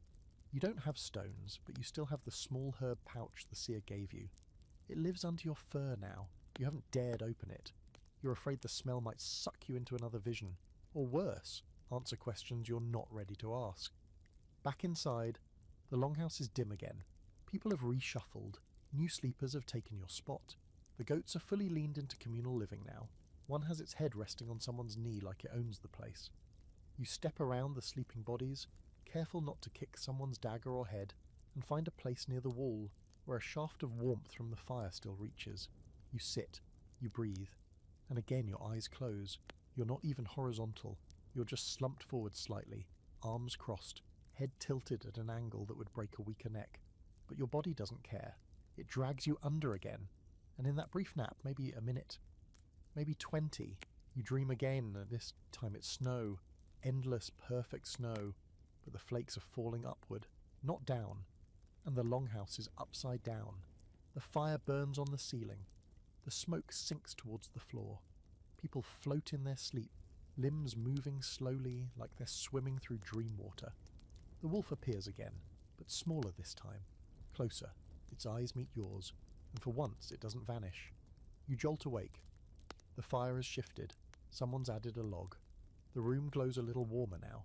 You're upright again, heart pounding, the dream still pressed against your skin like a warm breath.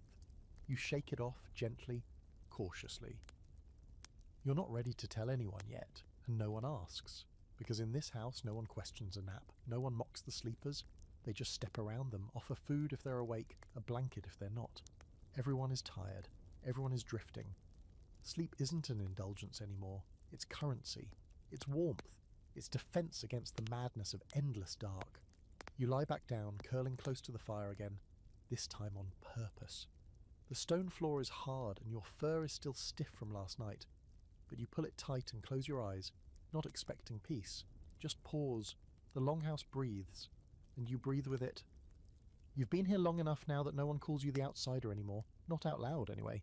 They still side-eye you when you sneeze into your sleeve or stare too long at the goats like you're waiting for them to talk, but they've mostly stopped watching you like you're going to die in your sleep. You've lasted through frostbite warnings, goat flatulence, multiple sagas you didn't understand, and an entire week of sleeping next to a man who talks in his dreams about punching Thor in the face. You've earned your spot. Unfortunately, your spot just got downgraded. You don't know why. You didn't do anything wrong, at least not that you know of. One night you were sleeping comfortably-ish near the hearth, practically in the respectable inner circle. The next, your furs had been moved, subtly but unmistakably. Now you're over by the back wall, right next to the woodpile and behind a post that somehow blocks all the warmth and funnels every gust of icy wind directly into your kidneys. Welcome to the hierarchy of sleep. You knew there was a system, you just didn't know it was this obvious. At first glance, the longhouse seems like a big communal pile of fur, meat, and occasional arguments. But the truth is, there's structure here, invisible lines, a pecking order, a heat-based class system. Where you sleep says everything about who you are.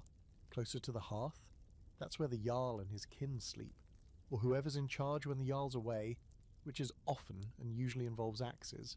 They've got the best furs, the best benches, and the most heat. The fire is their domain. You can hear it in how people lower their voices when speaking near them. Even in sleep, they hold power. Next ring out, warriors, seasoned fighters, not the ones who still swing their swords like they're herding ducks. These folks sleep with their weapons, their boots half on and their hair in elaborate braids that somehow never look messy, even after 3 days of sweat. They keep one eye open and usually 2 knives under the blanket. They snore like thunder and somehow still wake instantly when someone shifts a log on the fire. Beyond them, the crafters, the elders, the healers. People are respected for what they do, even if they're not swinging axes around. Their beds are serviceable, their corners quiet. They're close enough to the warmth to stay alive, but far enough away that no one accuses them of privilege. You were there once, briefly. It was nice. Then there's the outer circle. The draft zone, where you are now. It's not punishment exactly, but it's definitely not a promotion. You share the space with a goat who chews in its sleep and a young man who mutters poetry to his dead brother. The furs are thinner, the fire barely reaches, and the wall behind you weeps with condensation, which drips onto your head at the most inopportune times, like just before sleep or mid-dream when you think the gods are crying on your face. You try not to take it personally. Maybe someone needed your spot.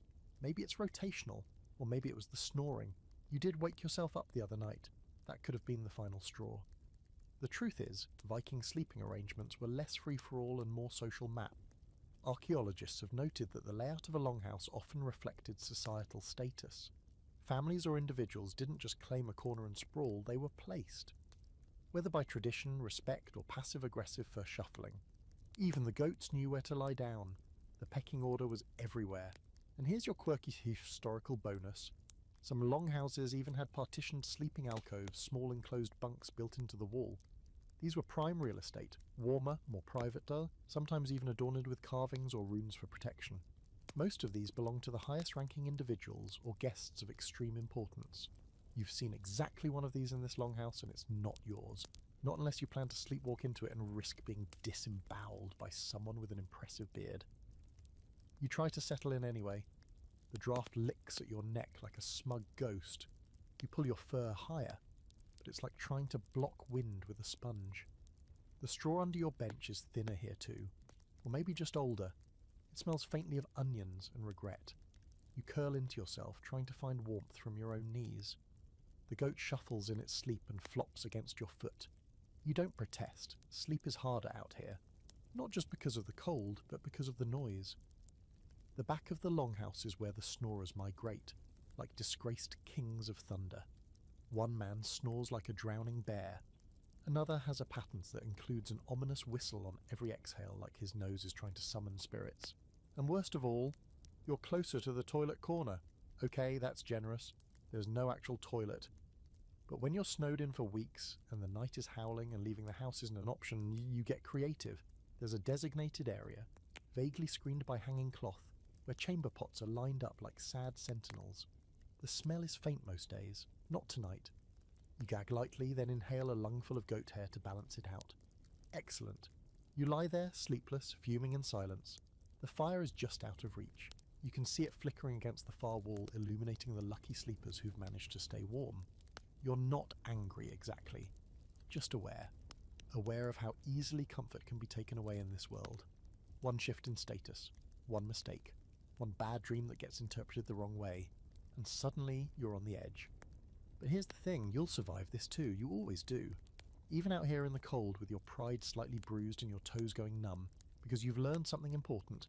No one stays in one place forever. Not in the longhouse, not in the social order. People rise, people fall. The sleeping warrior next to you may be by the hearth tomorrow. The Jarl's favourite cousin may end up here with the goat. And maybe, just maybe, you'll earn your way back to the warmth. Until then, you curl tighter, tuck your head under your cloak, and pretend the goat is a person. It smells better than some of them. The longhouse hums around you. The fire crackles just out of reach. The dripping from the wall slows, and eventually, cold and humbled, you fall asleep. You're sick. Not plague cut sick or last rites sick, but the kind of sick where your bones ache in a way that feels older than you are. And everything tastes like wet wool. It started as a scratch in your throat 2 nights ago, then a cough, then the chills. Now you're bundled so tightly in furs that you look like a fallen pile of laundry, and still you can't get warm. You feel like you're freezing from the inside out, and that's saying something considering how many actual freezing nights you've survived already. No one coddles you. Vikings aren't exactly known for their bedside manner, but you get a glance here, a bowl of broth there. A younger girl, maybe 12, maybe 50, you've stopped trying to guess, presses a warm stone into your hand without saying a word. You nod your thanks, grateful even, for that tiny gesture. The stone radiates just enough heat to make your palms sweat, and for a brief second, you forget how much your teeth hurt. You lie back down on your bench, which feels colder now somehow, and let your body sag into the straw. The goat is gone today, either avoiding your germs or reassigned to someone higher up the draft hierarchy. Your breath rattles a bit in your chest. The coughing comes in short, sharp bursts that leave your ribs aching.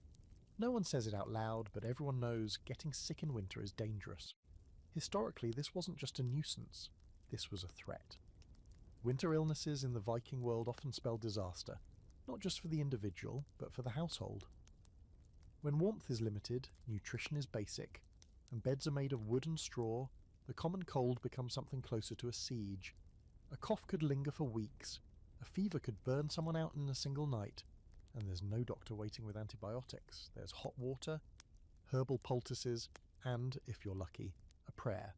You've seen 2 people taken behind the longhouse since you arrived. Neither came back. No one said it, but everyone knew. One had a fever that made him scream in his sleep. The other simply stopped moving. It's not common, but it's common enough. Now you're lying here, trying not to imagine yourself becoming the next story whispered over the fire. Someone appears at your side, you turn your head, and it's the healer, tall, quiet, eyes the colour of steel, hands like old bark. She carries a bundle of herbs wrapped in linen. Without speaking, she presses a cloth against your forehead, then slips something hot and damp into your hands, a steaming mug of what you assume is tea. It smells like pine and old socks. You drink it anyway. And here's your fringe fact of the night. Viking Age healers used birch bark, yarrow, and angelica root to treat fevers and colds. These plants had antimicrobial properties. Though they didn't know it by name, they knew by experience. The teas were bitter, the stews were strong, and the cures were almost always mixed with superstition. Runes for health were carved onto bone or wood and placed near the sick. Sometimes the sick person would be moved to a different part of the house to trick the spirit of illness into leaving them behind. You're not moved yet, but your seax has been turned blade down on the bench beside you, and someone's scratched a spiral into the post above your head. A charm, for healing or for protection, or maybe just so people don't sit on you by accident. Either way, it's strangely comforting. You drift in and out of sleep all day, feverish and fogged. Dreams come fast and strange. You see the wolf again, but now it's pacing in a circle, carving a spiral in the snow with its paw. You try to speak to it, but no words come. Your throat burns. The world turns white. When you wake, your blanket is soaked with sweat. You're hot now, too hot, but the air still feels cold. You peel back the furs and gasp like you've been buried alive. Your skin is slick, your breath shallow. The fire crackles nearby, but even it feels distant, like a memory of heat.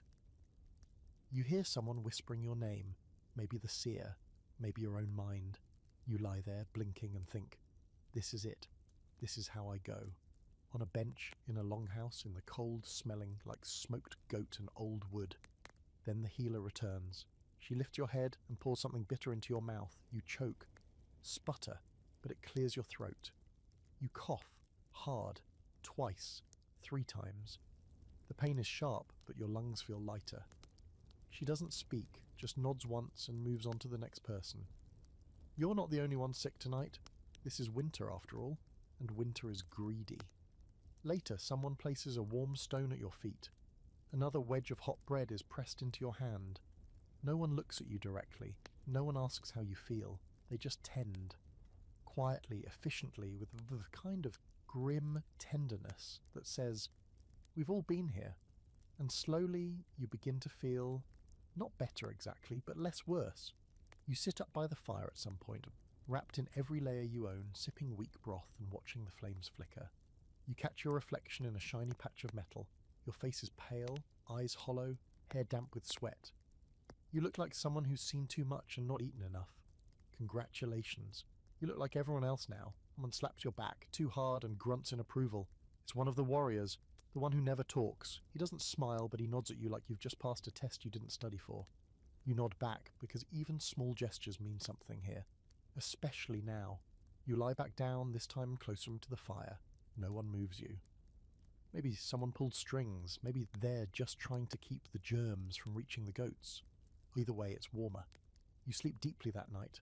No dreams, no wolf, just dark and warmth and breath. And in the world of Viking winter, that's a miracle. The sound of the wind changes first. It's not louder, just closer. Less like a distant howl and more like it's standing right outside the door, breathing through the cracks with cold patience. You're awake again, not because someone called you or because of the cough that still lingers in your chest like an unpaid debt, but because your senses have tuned themselves to every flicker of danger in this place. Something's off, not inside, outside. You sit up slowly, fur blanket slipping from your shoulders. Around you, most of the longhouse still sleeps, if it can be called that. The usual symphony of snores and shuffles has dulled. Even the goat seems nervous, eyes open, ears twitching. You hold your breath and listen. There it is again, the soundtrack of a Viking winter night. Wind first, of course, not just wind, but the kind of wind that circles a place like a predator testing the walls. It whistles through the eaves, pushes against the door, rattles the hanging bundles of herbs and bones in the rafters. It's alive, somehow, more like a presence than dealt to pressure. Then come the wolves. One howl, then another. Distant at first, but answered by a third voice much closer. The sound makes your skin crawl in the way only wild predators can manage. It's not the romantic howl of lonely wilderhanses. It's hunger, calculated, and it's not just one animal, it's a pack. You scan the room. Some of the warriors are already awake, quietly strapping on belts and boots, checking weapons. No panic, just motion. Vikings don't spring into action with screaming and fanfare. They flow into readiness like it's a second sleep. You move too, grabbing your sayax and pulling on your cloak. You're not on the front line, obviously. You're still the new one, the recovering sick one, the one who got demoted to the cold corner just last week. But there's no luxury of rank when the walls creak and something snarls beyond them. You become part of the breathing organism that is the longhouse. Someone tosses a log on the fire, sparks leap, and shadows lurch up the wooden posts. For a second it looks like runes dancing on the walls. The seer is already awake, standing in the centre of the house, muttering low and rhythmic words as she burns a small piece of fat-soaked cloth in a bowl. Protection, probably. Maybe prophecy. Who knows at this point? You don't ask, you just sit by the fire, weapon in hand, waiting. The storm outside presses harder. The wood beams creak again. You hear a thud against the far wall. A tree limb, or you exchange glances with the warrior beside you. He tilts his head and listens. Another thud, then silence. You won't sleep tonight. No one will. So instead, you listen. And now you start to really hear the longhouse. Not just its people, not just the storm, but the structure itself. The way the wood groans with age and pressure. The way the packed dirt floor shifts when someone walks. The faint drip of meltwater from the roof beams. Even in this cold, everything has a rhythm. And when you're this tired, this raw, even the smallest sounds become massive. The fire crackles, and it feels like a conversation. A baby breathes unevenly, its tiny exhales syncing with the faint wheeze in your own chest. A woman coughs, a sound so dry and familiar it feels like an echo. You realise how intimate this all is. You've never lived this closely with so many people for so long. Every footstep, every sneeze, every sigh, it's all shared. This is the texture of Viking winter life. No silence, just layers of sound, and sometimes one that doesn't belong. There it is again, a low creak near the door. Not wind, not weight shifting, you're sure of it. You tighten your grip on your sayax. The warrior next to you moves closer to the door, steps silent on the dirt floor. Someone else grabs a shield. A woman pulls her child against her chest and wraps them both in a bear pelt. The longhouse tenses. Then, nothing. Just wind. Just wolves. Just the heartbeat of the fire. And eventually the storm backs off. The wind loses its hunger. The wolves go silent. The longhouse relaxes by degrees. No one says anything, but a few lie down again. A few others take watch. You're not going back to sleep, not for a while. Here's a strange fringe fact to file away. Some Viking communities believe that the house itself could get sick, that too much tension, too much death, too many arguments could corrupt the structure. The walls might rot faster, the roof might leak, the wood might groan more than usual. So they treated their houses with care, offerings at the threshold, carved charms on the beams, songs sung while building. Because in their world, a home wasn't just shelter, it was a spirit. You think about that now, staring into the flickering orange light of the hearth. This place has protected you. It's held your body and your heat and your sleep, It's wrapped itself around you like a giant ribcage, shielding you from wind and snow, and now possibly wolves. You hear the door groan again, just a little. Nothing comes through, but your breath shortens anyway. A voice beside you murmurs, "They won't come in unless the gods allow it." Comforting? Debatable. But it's all you get. Eventually you do lie back down, partially armoured, blade still within reach, fur tucked up to your chin, your bench is cold, your toes are colder. But your body relaxes into that edge of sleep state where the boundary between inside and outside feels thin. Your ears are still alert. Every gust, every rattle, every scrape makes you flinch. You don't dream, not tonight, you hover. But the longhouse holds, it creaks, it sighs, it murmurs, and for now that's enough. There's a boy asleep on an axe, not near it, on it. Handle wedged under his shoulder like a pillow, the blade wrapped in cloth and peeking out from under his fur blanket like it's just part of his anatomy now. He can't be more than 12, thin, pale, with hair that looks like it hasn't been washed since summer. He's snoring softly, utterly peaceful, like this axe-shaped mattress is the most luxurious bedding in the 9 realms. You watch him for a moment from your spot by the hearth, bleary-eyed from a bad patch of sleep and still stiff from the cough that refuses to leave. And as strange as it seems, you get it. Because by now you've learned something that no one really explained to you up front. Viking kids are just smaller Vikings. There's no waiting period. No slow integration into adulthood. They start sleeping in the cold near weapons and wolves and wood smoke, long before their voices crack. And they adapt. This particular child, whose name you think might be Eskil or possibly Eelskin, you've misheard things, has spent the entire week sleeping like a professional. You've seen him nod off sitting up mid-task while waiting for stew, and once during a particularly loud saga, always quietly, always confidently, and never, not once, does he seem to care about comfort. You've nearly had a breakdown over a cold draft. He stirs slightly, curling into the axe like it's a favourite stuffed animal. It squeaks against the bench. You assume that's not ideal, but he doesn't wake. You start to realise that Viking children don't just survive the winter, they outlast it. Historically speaking, childhood in Norse culture wasn't some idyllic phase of gentle learning and play. It was training. Children were expected to mimic adult behaviour almost from the moment they could walk. Little boys learned to throw axes before they could tie knots. Little girls practiced weaving, cooking, and managing animals long before puberty. They weren't cosseted, they were hardened. And one of the first things they learned? How to sleep through anything. A crying infant would not have been coddled in the middle of a longhouse night. Too much fuss, and someone would likely shove a cloth into your hand and say, "Deal with it." That's not cruelty, it's survival. Every member of the household had a role, even the youngest. That meant getting rest whenever and wherever you could. You lie back down slowly, glancing around at the other sleepers.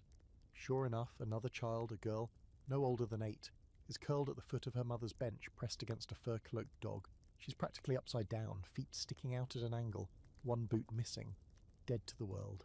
You've seen this all winter. Kids napping under tables, on piles of firewood in corners of the goat pen. Once, you found one fast asleep sitting on an overturned bucket, spoon still in hand. It's a kind of superpower. You suspect it comes from a combination of exhaustion, flexible bones, and total lack of concern for neck alignment. And then there's you, fully grown, formally modern, occasionally dramatic, still waking up 6 times a night. It is because your shoulder itches or your foot's cold.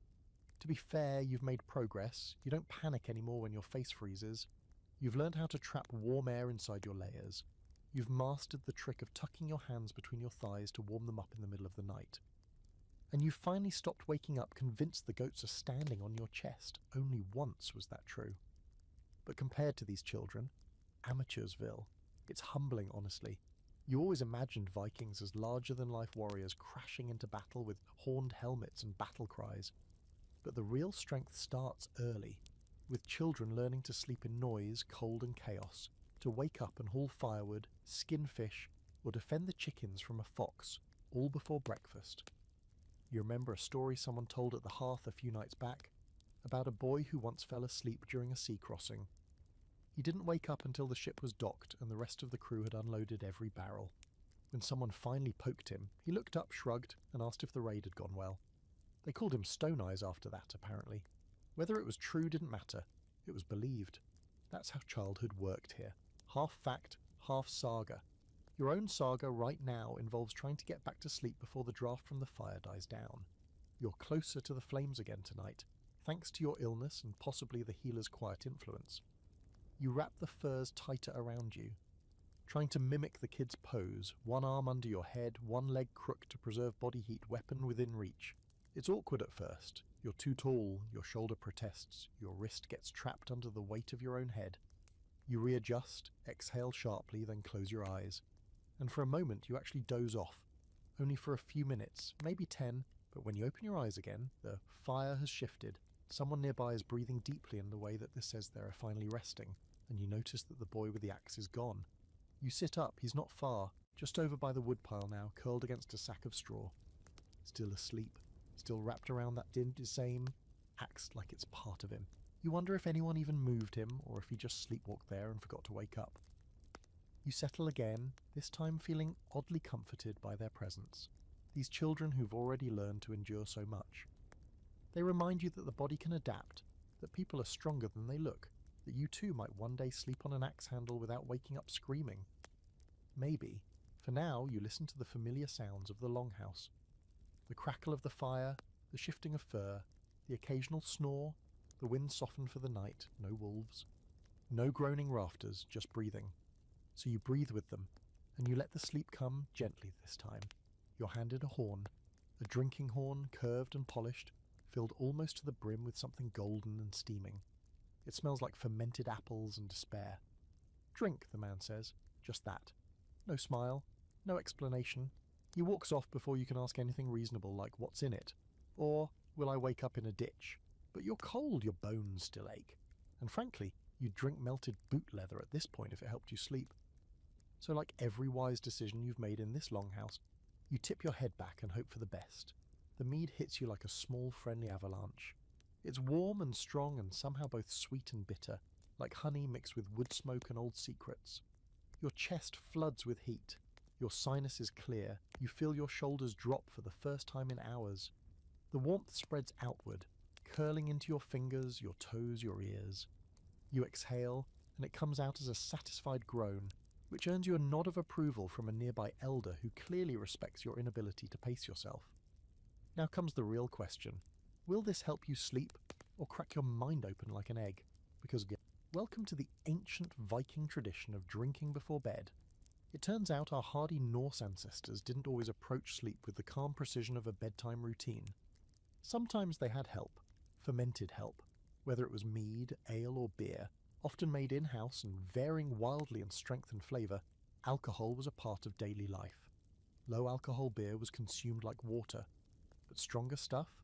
That was reserved for moments like this, cold nights, heavy meals and a body too restless to rest. You stretch out near the fire, still clutching the horn, your head already buzzing pleasantly. Not quite a drunkenness, not yet. More like the sense that your limbs are humming in a slightly different frequency. You shift on your bench. It feels softer. The air feels warmer. Even the straw smells less awful. Around you others are doing the same, sipping, settling. A few are laughing softly, actual laughter, rare and precious in these winter weeks. Someone's humming a tune that's older than language. Another slaps a companion on the back hard enough to dislodge a memory. You smile. For a moment, the longhouse feels like a home, not just a survival bunker. Then someone starts telling a story. You've learned that storytelling here isn't an event, it's an emergence. A slow-growing thing that begins with a single voice and then pulls others in like gravity. This one starts with a man talking about his dream. Of course it's a dream. Dreams here mean something, especially when they happen after mead. He says he dreamed of 2 moons hanging low in the sky, both dripping blood. He says he saw a ship made of bones. He says he saw a face in the fire and it was his own. People nod. No one laughs. No one questions. They just listen. Because dreams, especially post-mead, winter-born dreams, are sacred territory. You've had your own, of course. They have been getting weirder. Last night, you dreamt you were buried in snow but didn't feel cold. Instead, the snow was whispering to you, telling you things. You don't remember what. Just that you listened. You haven't told anyone yet. Maybe tonight. The horn is empty now. You set it to go down and lie back, letting your head rest against the wooden slats. The fire crackles beside you. The warmth in your chest has spread into your face, your hands, your thoughts. Everything is soft, everything is glowing. You're not drunk, you're dream ready. And that's something scholars still debate, whether Vikings intentionally drank to dream. There are hints in sagas and folklore that certain rituals, drinking, chanting, even specific herbs, were used to encourage visions, not just to rest, but to open a door. Mead was said to carry messages from the gods, especially if consumed during specific festivals or on sacred nights. Some even believed that drinking before bed allowed the soul to travel more freely during sleep, untethered by worry or wakefulness. And here's your fringe detail of the night. There were seers, drotin, who claimed they could brew dream-enhancing drinks. Mead infused with mugwort, or sometimes fly agaric mushrooms, yes, the red ones with the white spots. Hallucinogenic bedtime tea, essentially. You're 80% sure you haven't had that kind of mead tonight, but you never asked. You start to drift. The fire flickers in your peripheral vision. Shadows shift on the rafters. Someone nearby begins to snore, deep and guttural and somehow melodic. Your eyes close slowly like shutters drawn against a warm wind. But before you fully fall, you feel it again. The wolf. Not in your dream this time, but behind your eyes. Waiting. Watching. You don't see it, but you know it's there, pacing the edge of your consciousness, like it's been invited in and is still deciding whether to come closer. You inhale. Slow and shallow, then finally sleep takes you. And this time it's different. You're not lying in the longhouse anymore. You're in a forest. Midnight blue snow underfoot, stars spinning above like they've come loose from the sky. You're walking, but your feet don't leave prints. The trees bend toward you as you pass.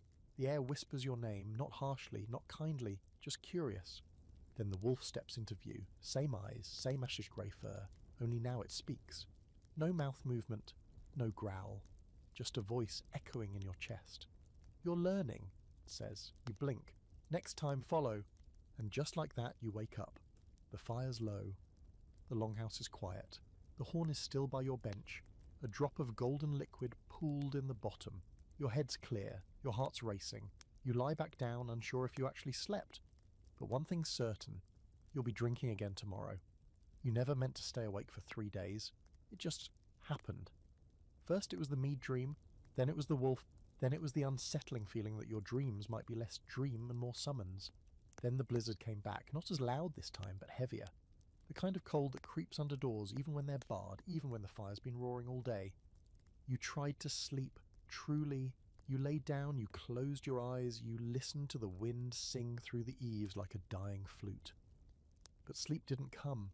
Instead, you got a headache and the unsettling conviction that someone had just whispered your name. So when the festival was announced, your reaction was not one of joy, it was suspicion. Celebrations mean music, noise, fire, no sleep. And the gods, because of course this was their idea, have decided now is the perfect time to party like Ragnarok's been cancelled. Midwinter festival, 12 hours of lightless revelry. You don't even know what day it is anymore. But the longhouse suddenly transforms from groaning survival chamber to full-blown feast hall. People start singing, laughing, drinking more than usual. Someone brings out a drum made of animal hide and proceeds to beat it like it owes them money. A few warriors strip down to the waist and wrestle near the fire just to prove that their muscles are still functional, so you're not ready for any of this. You sit slumped in your usual spot, eyes sunken, skin pale, heart buzzing like a broken bell.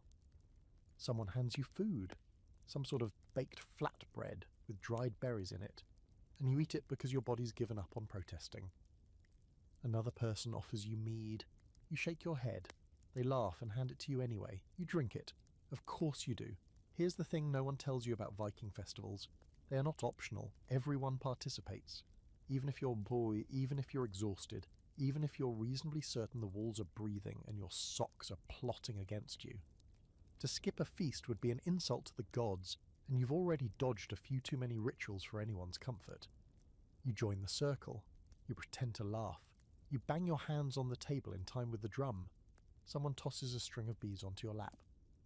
You wear it. It smells like bear fur and old sweat. You don't ask questions. Midwinter festivals were serious as business in the Norse calendar.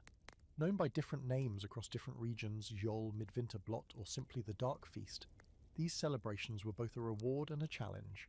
a reward for making it this far into the cold, and a challenge to the spirits of winter to back off just for a bit. Sacrifices were made, usually animal, sometimes symbolic, and fires burned all night to keep the darkness at bay, and most importantly, no one slept. Because this wasn't just a party. This was defiance. You feel it somewhere deep in your bones as the night stretches on and the music intensifies. This is a house that has suffered fevers, storms, frozen toes, and cracked rafters. But tonight there's laughter. There's meat sizzling on a spit. There's dancing that looks more like aggressive stumbling. There's joy, and that's powerful. A woman pulls you to your feet. You don't know her name, but she grins with the energy of a lightning bolt and starts spinning you in a circle so fast you forget which way the fire is. You stumble, laugh, and nearly crash into a bench. Applause erupts. You bow awkwardly and immediately sit back down before you fall over. You're running on fumes now. Your limbs feel light, like they're floating half a second behind your brain. Your thoughts are starting to untether. Someone nearby tells a story about a man who got lost in the snow, only to return 3 days later with antlers and no memory. Everyone laughs. You're not sure if it's a joke. You glance around the longhouse and realize there's something odd. No one is lying down, not a single person. Even the elders are upright, wrapped in furs and sipping from carved wooden cups. The children are chasing each other around the fire pit, howling like tiny wolves. One of the goats is wearing a necklace of pine cones. The line between real and ridiculous has officially dissolved. You close your eyes for just a second and instantly feel a hand on your shoulder. Don't, a voice warns, not unkindly. Not tonight. You nod. You sit up straighter. You force your eyes open. The festival isn't over. Here's a fringe fact to keep you upright. Some Viking celebrations involved ritual sleep deprivation, nights where staying awake was seen as a form of spiritual endurance. To sleep was to surrender to the darkness. To stay awake was to claim victory over it.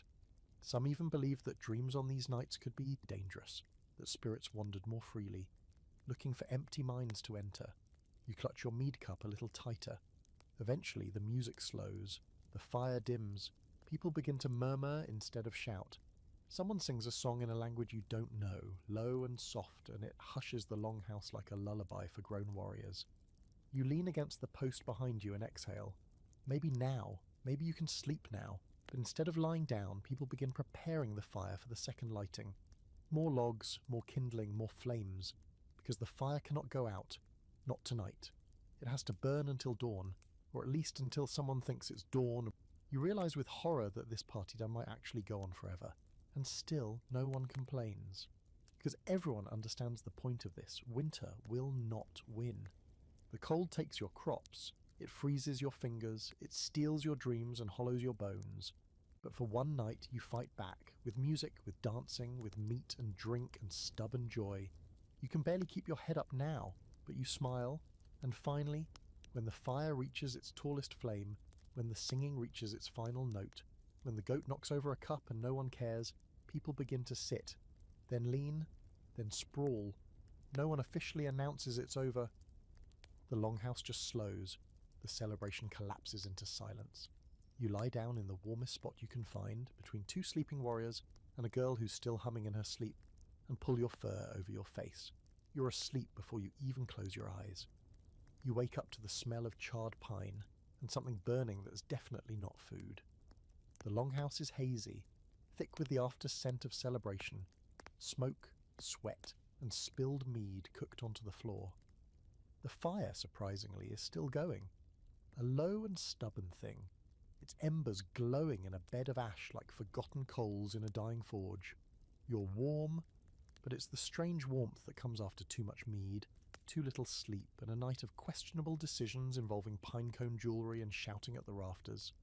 You sit up slowly, the fur blanket falling off your shoulders in a heavy slump.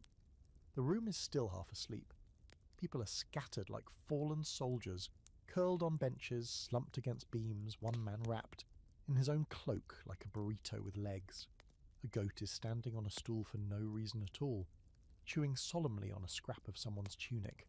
The festival has passed, but its ghosts linger in the air.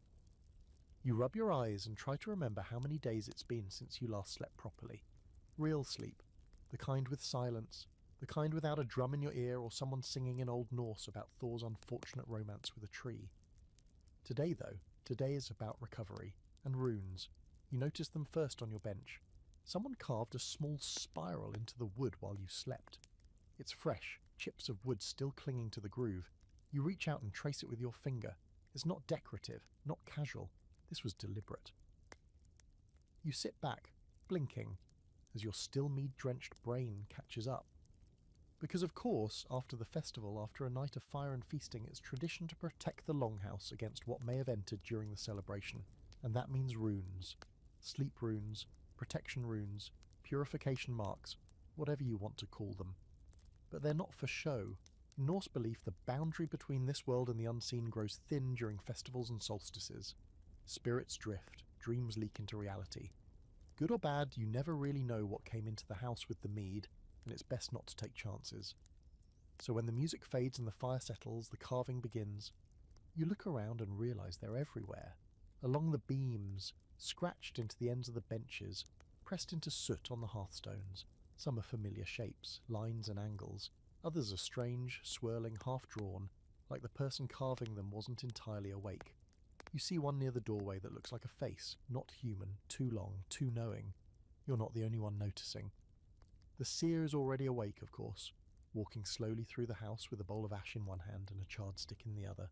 She draws symbols onto the doors, onto the hands of the sleeping children, onto the goat, who tolerates it with a kind of exhausted resignation. Every motion is smooth, practiced, like she's done it 1,000 times before. Maybe she has. She stops when she reaches you. For a moment she just looks at you, tilting her head like she's trying to hear a sound only she can detect. Then she kneels beside your bench and uses her thumb to smear a dark mark just up above your right eyebrow. You don't flinch. You're too tired, and honestly, you've seen enough weird stuff now that this barely registers. The mark tingles slightly, cool and dry. "Dreamwalker," she says softly, almost to herself. Still not finished. And then she stands and moves on. You lie back down, staring at the beams overhead, the way the firelight plays across the new carvings. Something about the longhouse feels different now, not cleansed exactly, but aware, watched, held in place. Here's your scholarly debate of the night. Were Norse runes used purely as language, or did they hold real mystical power? Some say they were simply letters, tools of record. Others insist they were closer to sigils, each shape a gateway or spell, especially when carved with intent. There are references to runes being carved onto the weapons, into tree bark, even into fingernails in more arcane practices. One myth tells of Odin hanging from the world tree for 9 nights, pierced by a spear just to learn the secrets of the runes.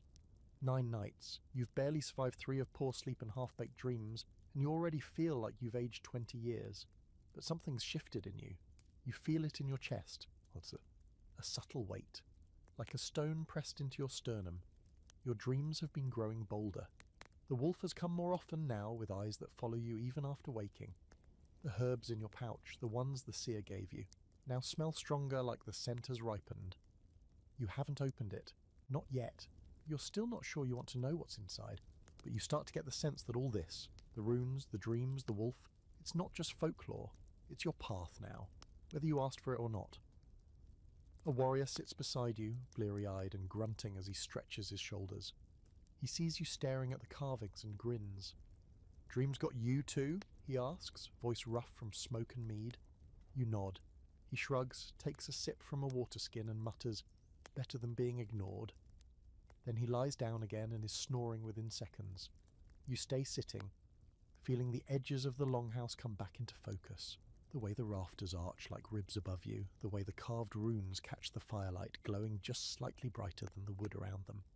The mark above your eyebrow tingles again. You close your eyes.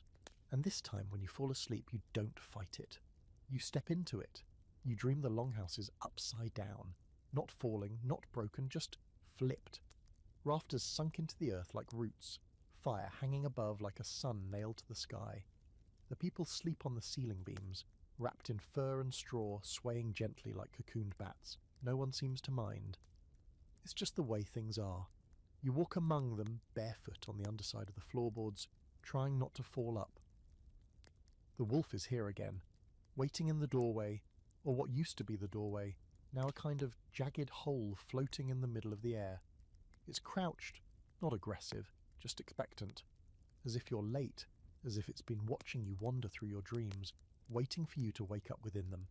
You don't speak, it doesn't speak, you just walk toward it. The longhouse tilts around you, slowly righting itself. The fire lowers. The sleeping figures slide down into the place, landing gently back on benches and furs. And then you step out the door, except you don't feel it. No cold, no snow, just space, a forest, but not one you've seen before. The trees glow faintly at their roots. The snow is black. The stars pulse overhead in clusters that don't belong to your sky. You think for a moment that you've crossed some line in the map, fallen off the edge of the known world. But the wolf keeps walking, and so you follow. You don't know how long you're gone. In the dream, time folds. You see memories that aren't yours. Battles under green skies. A woman singing to a fire that breathes like a living thing. A spear buried in the ice with runes carved so deep the metal bleeds light. The wolf leads you to each of them, then moves on, never explaining, just showing, teaching, testing. Then, in one instant, everything goes dark, and you wake up gasping. The longhouse is still, the fire is low, your mouth is dry, and your chest aches. It's still night or early morning. There's no way to tell, but you're soaked in sorrow and sweat, your fur twisted around your legs, and your hands clenched into fists. One of your fingers is bleeding, just a little. You don't know how. A splinter, maybe. You sit up slowly, heart pounding, and wipe your face on your sleeve. Across the room, a warrior stirs in his sleep, mumbling something about a sea serpent and a sheep. The goat snorts once, rolls over, and promptly farts. The world hasn't changed, but you have. You rise, moving like someone halfway between sleep and ritual, and step toward the fire.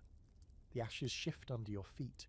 You crouch by the embers and stare into them, not expecting answers, just trying to find the shape of what's now inside you.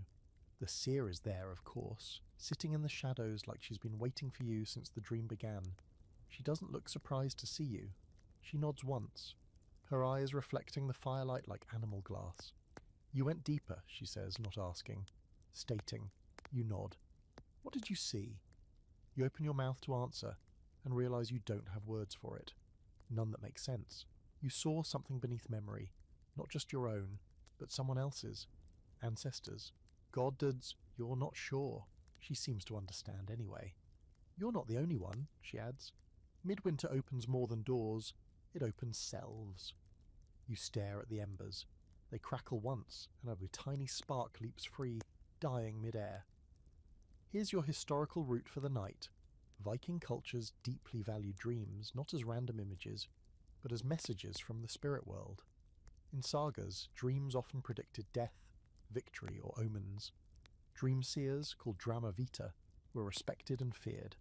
A single dream could change a chieftain's decision, could redirect a voyage, could begin or end a war, and the boundary between dream and prophecy.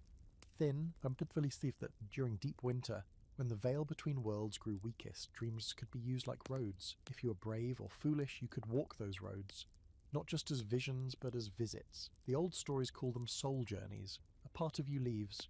If it's strong, it returns. If not, well, not everyone wakes up. You should be terrified. You're not. You feel calm, exhausted, sure, frayed around the edges, but whole, different, but more somehow, like something heavy has been added to your bones, and yet you walk taller. The seer hands you something, your pouch, the one she gave you long ago and you still haven't opened. You glance at her, eyebrows raised. It's time, she says simply. You hesitate, then untie the string. Inside 3 things, a dried root, black and curled. A small carved bone, etched with a spile matching the one drawn on your bench. And a feather, not bird, not quite. Soft, greyish blue, with edges that shimmer faintly in the firelight. You don't understand them, not yet, but you feel like one day you will. You return to your bench and lie back down. The fire glows gently nearby, casting long, thin shadows across the ceiling. The others are still asleep, peacefully, mostly. One child is murmuring in their dream, something about a fish that sings. A woman nearby is smiling in her sleep, her hands curled around a leather pouch of dried herbs. The wolf is gone for now. You pull your furs up and close your eyes again, half expecting another journey. But this time sleep comes soft, untroubled, heavy in the good way. You sink into it without resistance, not fleeing the dark, but carrying it with you. You wake to light. Not firelight, not candle glow or the dull orange pulse of embers. Real light, pale and hesitant and stretching across the floorboards like it's not quite sure it's welcome. It slants through the crack in the door, a narrow shaft of weak gold slicing through the dim of the longhouse like a gift from a god you weren't sure remembered your name. You blink at it.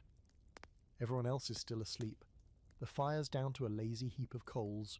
The snoring has mellowed into a low ambient hum. Even the goat seems to be taking a break from its usual chaos, curled peacefully near a pile of kindling. But that light, it shouldn't be here yet. You rise slowly, joints popping, muscles protesting like overused leather straps, and make your way toward it. The door creaks as you push it open. Outside is a world you'd almost forgotten existed. The snow is still there, of course, piled deep and soft and glowing with a delicate sheen. But the sky is blue, not grey, not iron, not black, but a real, almost childlike blue, washed thin by cold and light, but unmistakably alive. And overhead, a pale yellow disk, faint, veiled by wisps of frost mist, but undeniably the sun. You just stare at it. You don't cry, not quite, but something in you loosens. Something deep and coiled and tight in your chest finally lets go.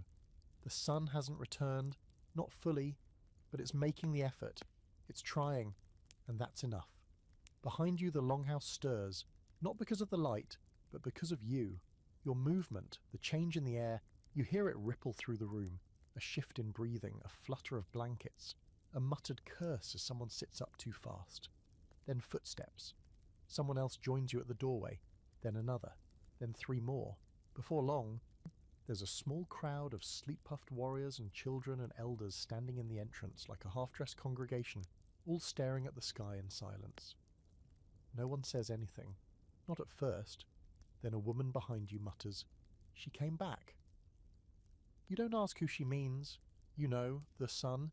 In Norse mythology, Sol, the sun goddess, rides a chariot drawn by fire-breathing horses, chased across the sky by the wolf-skjold. Every day, he hunts her. Every winter, he almost catches her, but not this time, not yet. Someone starts humming, low, wordless, a tone of gratitude that's too old to name, a song that might have once been an offering. The sound spreads through the doorway, through the crowd, through you. It feels less like a celebration and more like a relief. Like a promise fulfilled.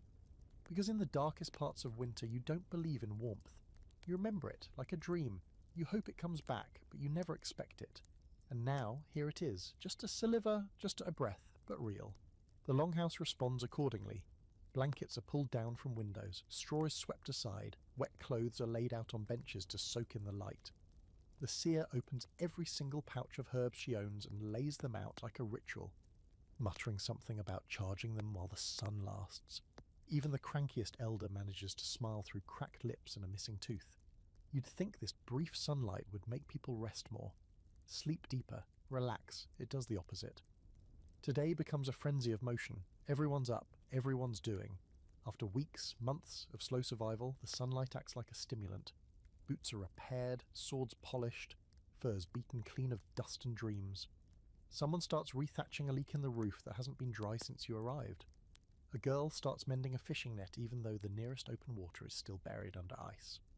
It's not logical, it's instinct. Because this moment is a window, and no one knows when it will slam shut again.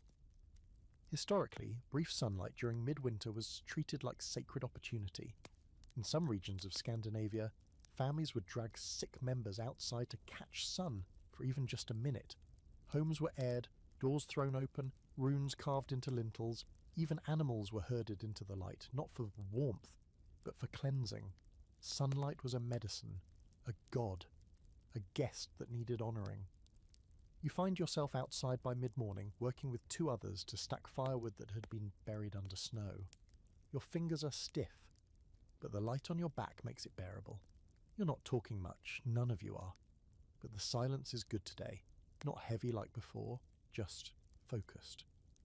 You pause at one point, holding a log under your arm, and look up at the sky. The sun's already fading, shifting behind a veil of mist, dimming slightly as clouds begin their slow creeping return. But it doesn't matter. You saw it. You felt it. That counts. And here's your quirky fact of the day. There's a theory, half folklore, half proto-science, that Vikings used special polished stones called sunstones to detect the sun's position even when it was hidden. These were likely calcite crystals, able to polarize light and show the direction of the sun even in heavy cloud cover. Not just navigational tools, possibly spiritual ones. Because when light is this rare, finding it becomes a kind of magic. By evening, the longhouse smells like smoke and satisfaction. People are tired, but in a different way, a good way. Muscles used, purpose served. It's a kind of calm you haven't felt since before the snow came. Not lazy, just settled. The seer brushes ash across the hearth in a spiral and whispers something you don't catch. You don't ask. Some rituals are for her alone. You eat a little more than usual tonight. So does everyone. The stew is thicker, richer. Someone even broke into a jar of pickled apples that had been buried beneath the floor. There's laughter again. Real, belly-deep laughter that doesn't feel borrowed from survival. And when you lie down to sleep, you feel a kind of fullness you didn't realize you were missing. Not food, not warmth, hope. You close your eyes, and for once you don't wait for the wolf. You wait for the light. You sleep so deeply that when you wake, you forget where you are. For a moment, you think you're back in your old bed, in that other life, in that other world. There's a split second when your brain doesn't register the scratch of straw under your back, the weight of fur on your chest, or the faint snore of the warrior 2 benches down who sounds like a dying walrus.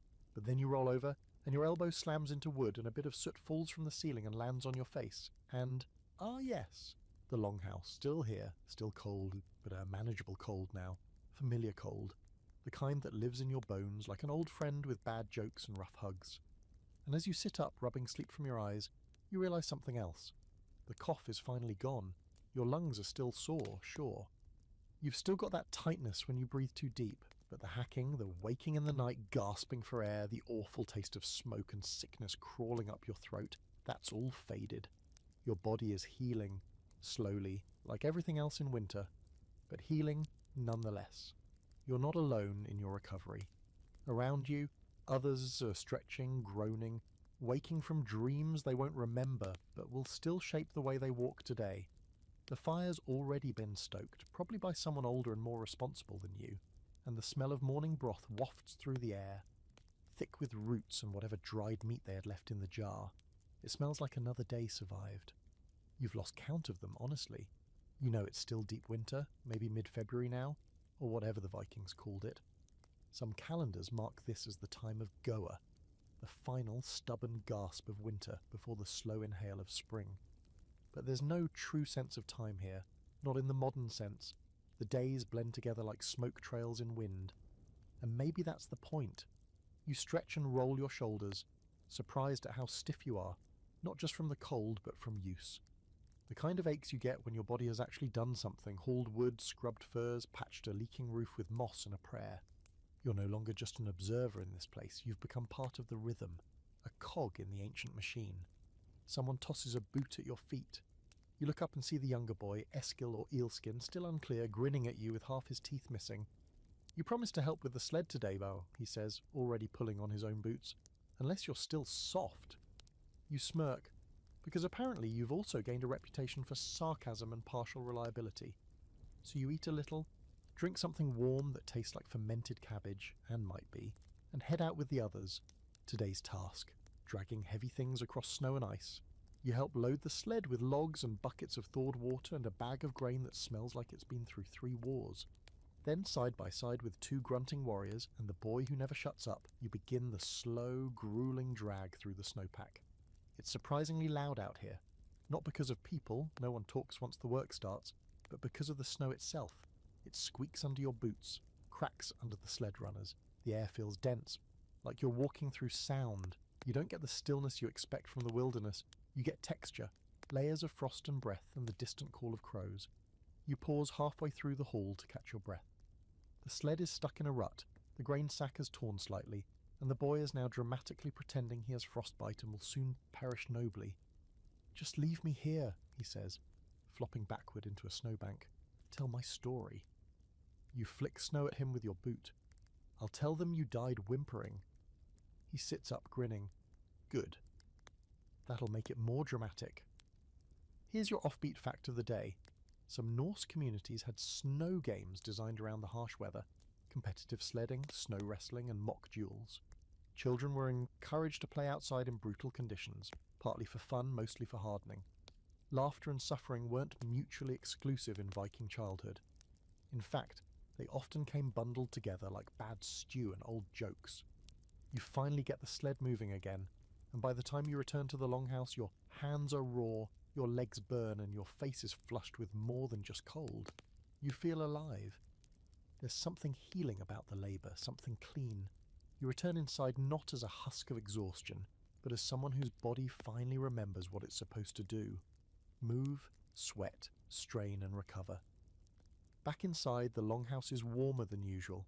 The fire's been built higher, the windows unshuttered to let in as much light as the pale sky will offer.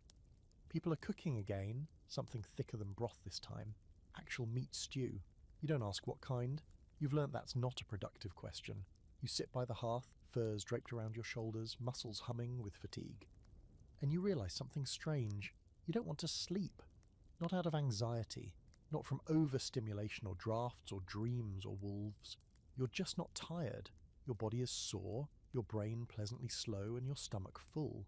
But you feel good, rested, alert in the way people only are when their sleep is deep and dreamless.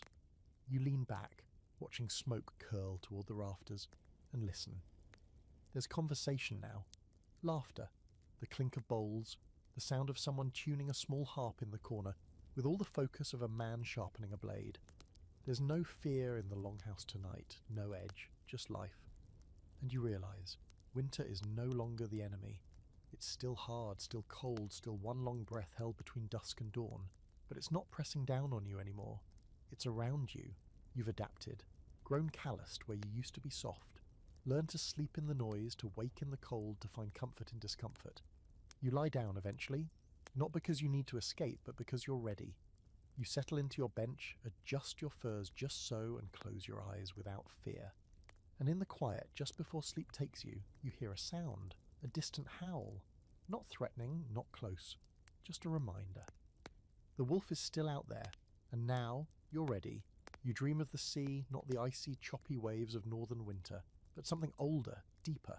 Black water under a silver sky, so calm it reflects everything above it perfectly, until you can't tell where the world ends and the water begins. You're standing in a longship, alone. There are no oars, no sail, no crew, just you, barefoot on the planks, the worn grain of the wood warm under your feet. The air is silent, not quiet, silent, as if sound has been folded up and packed away for later. Then behind you a ripple. You turn.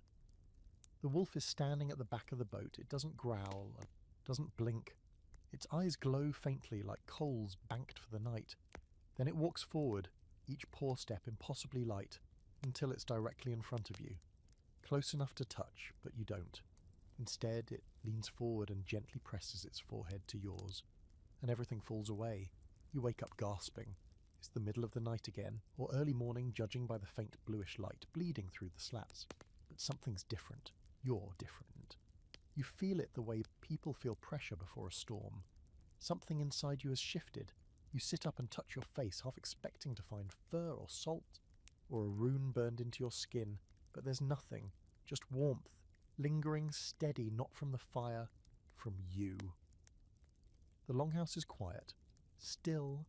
People sleep soundly, their breath rising in little plumes. The fire's burned low, but not out. You can still feel its heartbeat, and then you notice it. You're not cold, not even a little. Your breath doesn't catch in the air, your fingers aren't stiff, there's no shiver under your skin. For the first time since this journey began, you're fully warm. You stand up slowly, furs sliding from your shoulders, and step barefoot onto the floor. It should be icy, but it's not, just solid, comforting.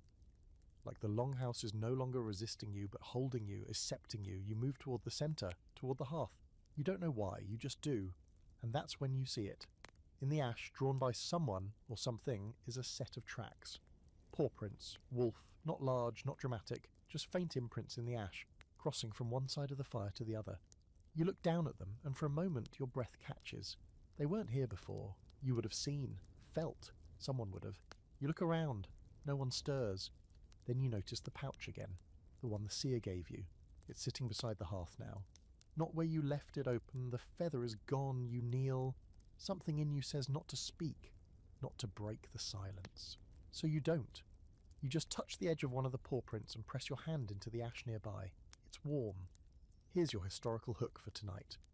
In Norse tradition, it wasn't uncommon to see animal spirits as guides, not just omens, but companions, entities that crossed into dreams, visions, and waking life to mark a person's path. Sometimes they were guardians, sometimes messengers. Occasionally they were versions of the self, Fylgjur, the soul's mirror. The animal that walked beside you from birth to death, seen only in sleep or moments of high magic. You wonder now if that's what the wolf is. You return to your bench eventually, but you don't lie down. You sit with your back against the post watching the fire, thinking. Outside the wind howls again. But it sounds different now, like it's singing.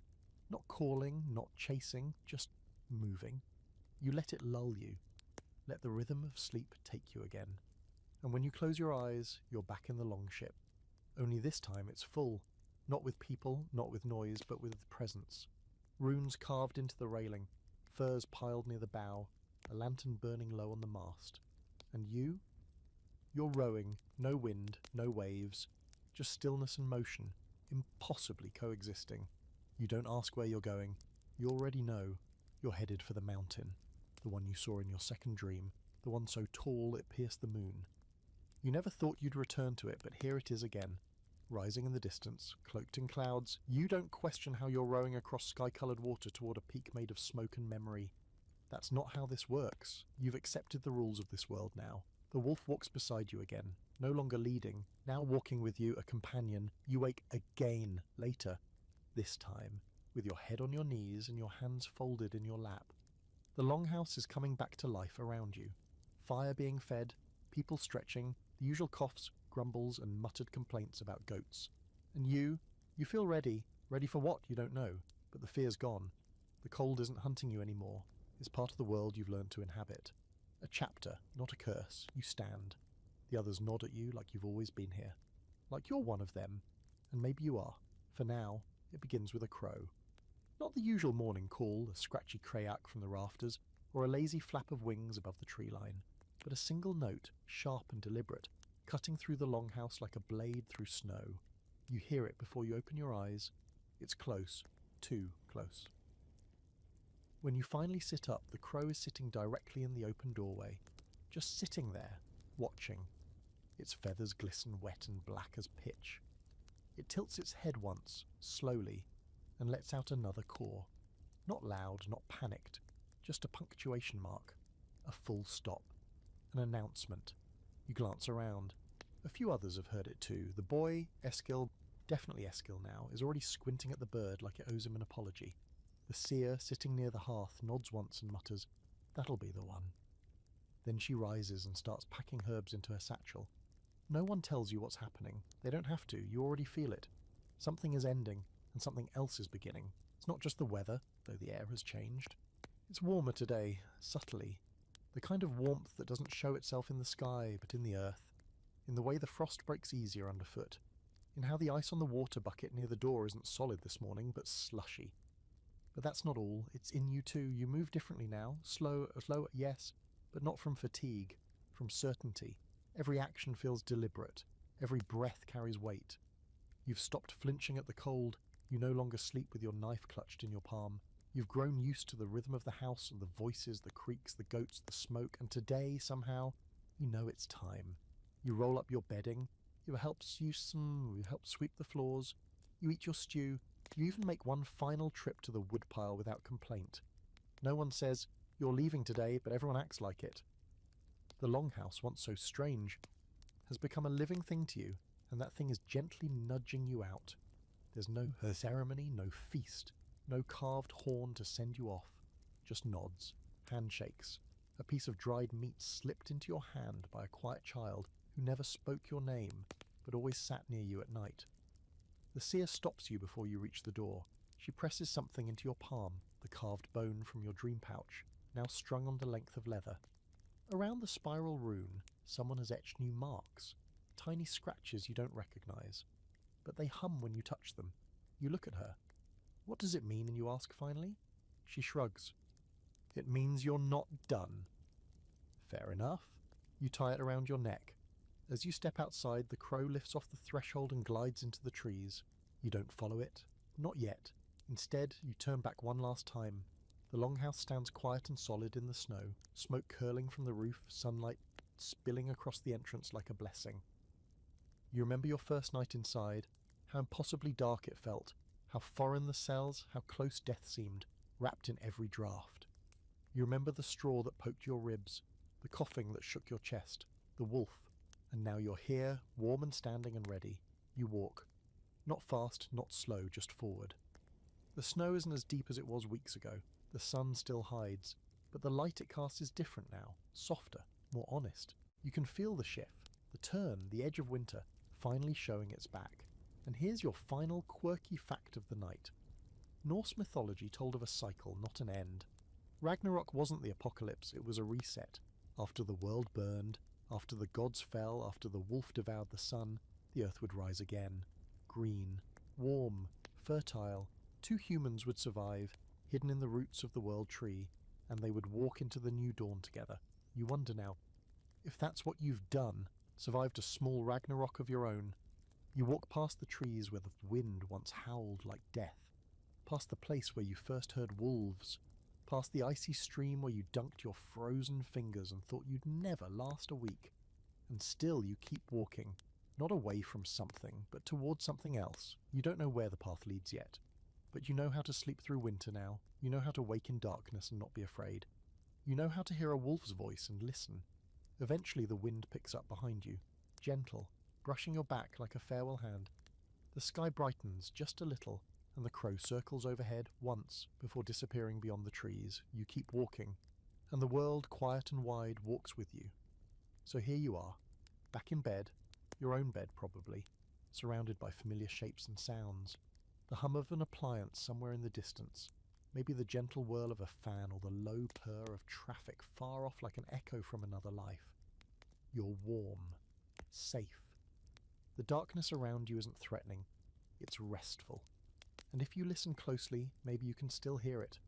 That distant howl through pine trees, the soft creak of a timber beam settling overhead, the quiet crackle of a fire no longer needed to keep you alive, just company for your thoughts. You made it through the winter, not just in story, but in spirit. Because let's be honest, this wasn't just about how Viking warriors slept through the coldest nights. It was about how you do, how we all do, or whether it's snowstorms or stress, real wolves or metaphorical ones, we're all learning to wrap ourselves in the tools we have, fur, fire, laughter, maybe a dream or two, and wait for the light to return. You learned to lie still even when the wind sounded hungry. You learned to find warmth in strange places, in a bowl of hot broth, in the press of a shoulder beside yours, in a song half remembered from someone else's childhood. You learned to sleep beside fear and to wake up stronger. You learned that sometimes healing means wrestling your own bones under a frozen roof until they remember what it is to carry you forward. And when the sun returned, you stepped out to meet it, not blinking, not afraid, just ready.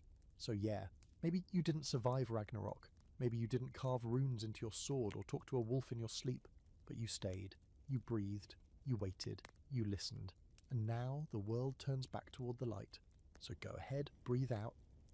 Let your body sink just a little deeper into the mattress. Let the dark soften around you. You're not in a longhouse anymore. There's no goat threatening your soup, no child stepping on your face while sleep fighting a dream dragon. Just peace, just quiet. And if the wolf comes to your dreams tonight, tell it you're not scared. Tell it you remember, and tell it thank you for walking with you through the dark,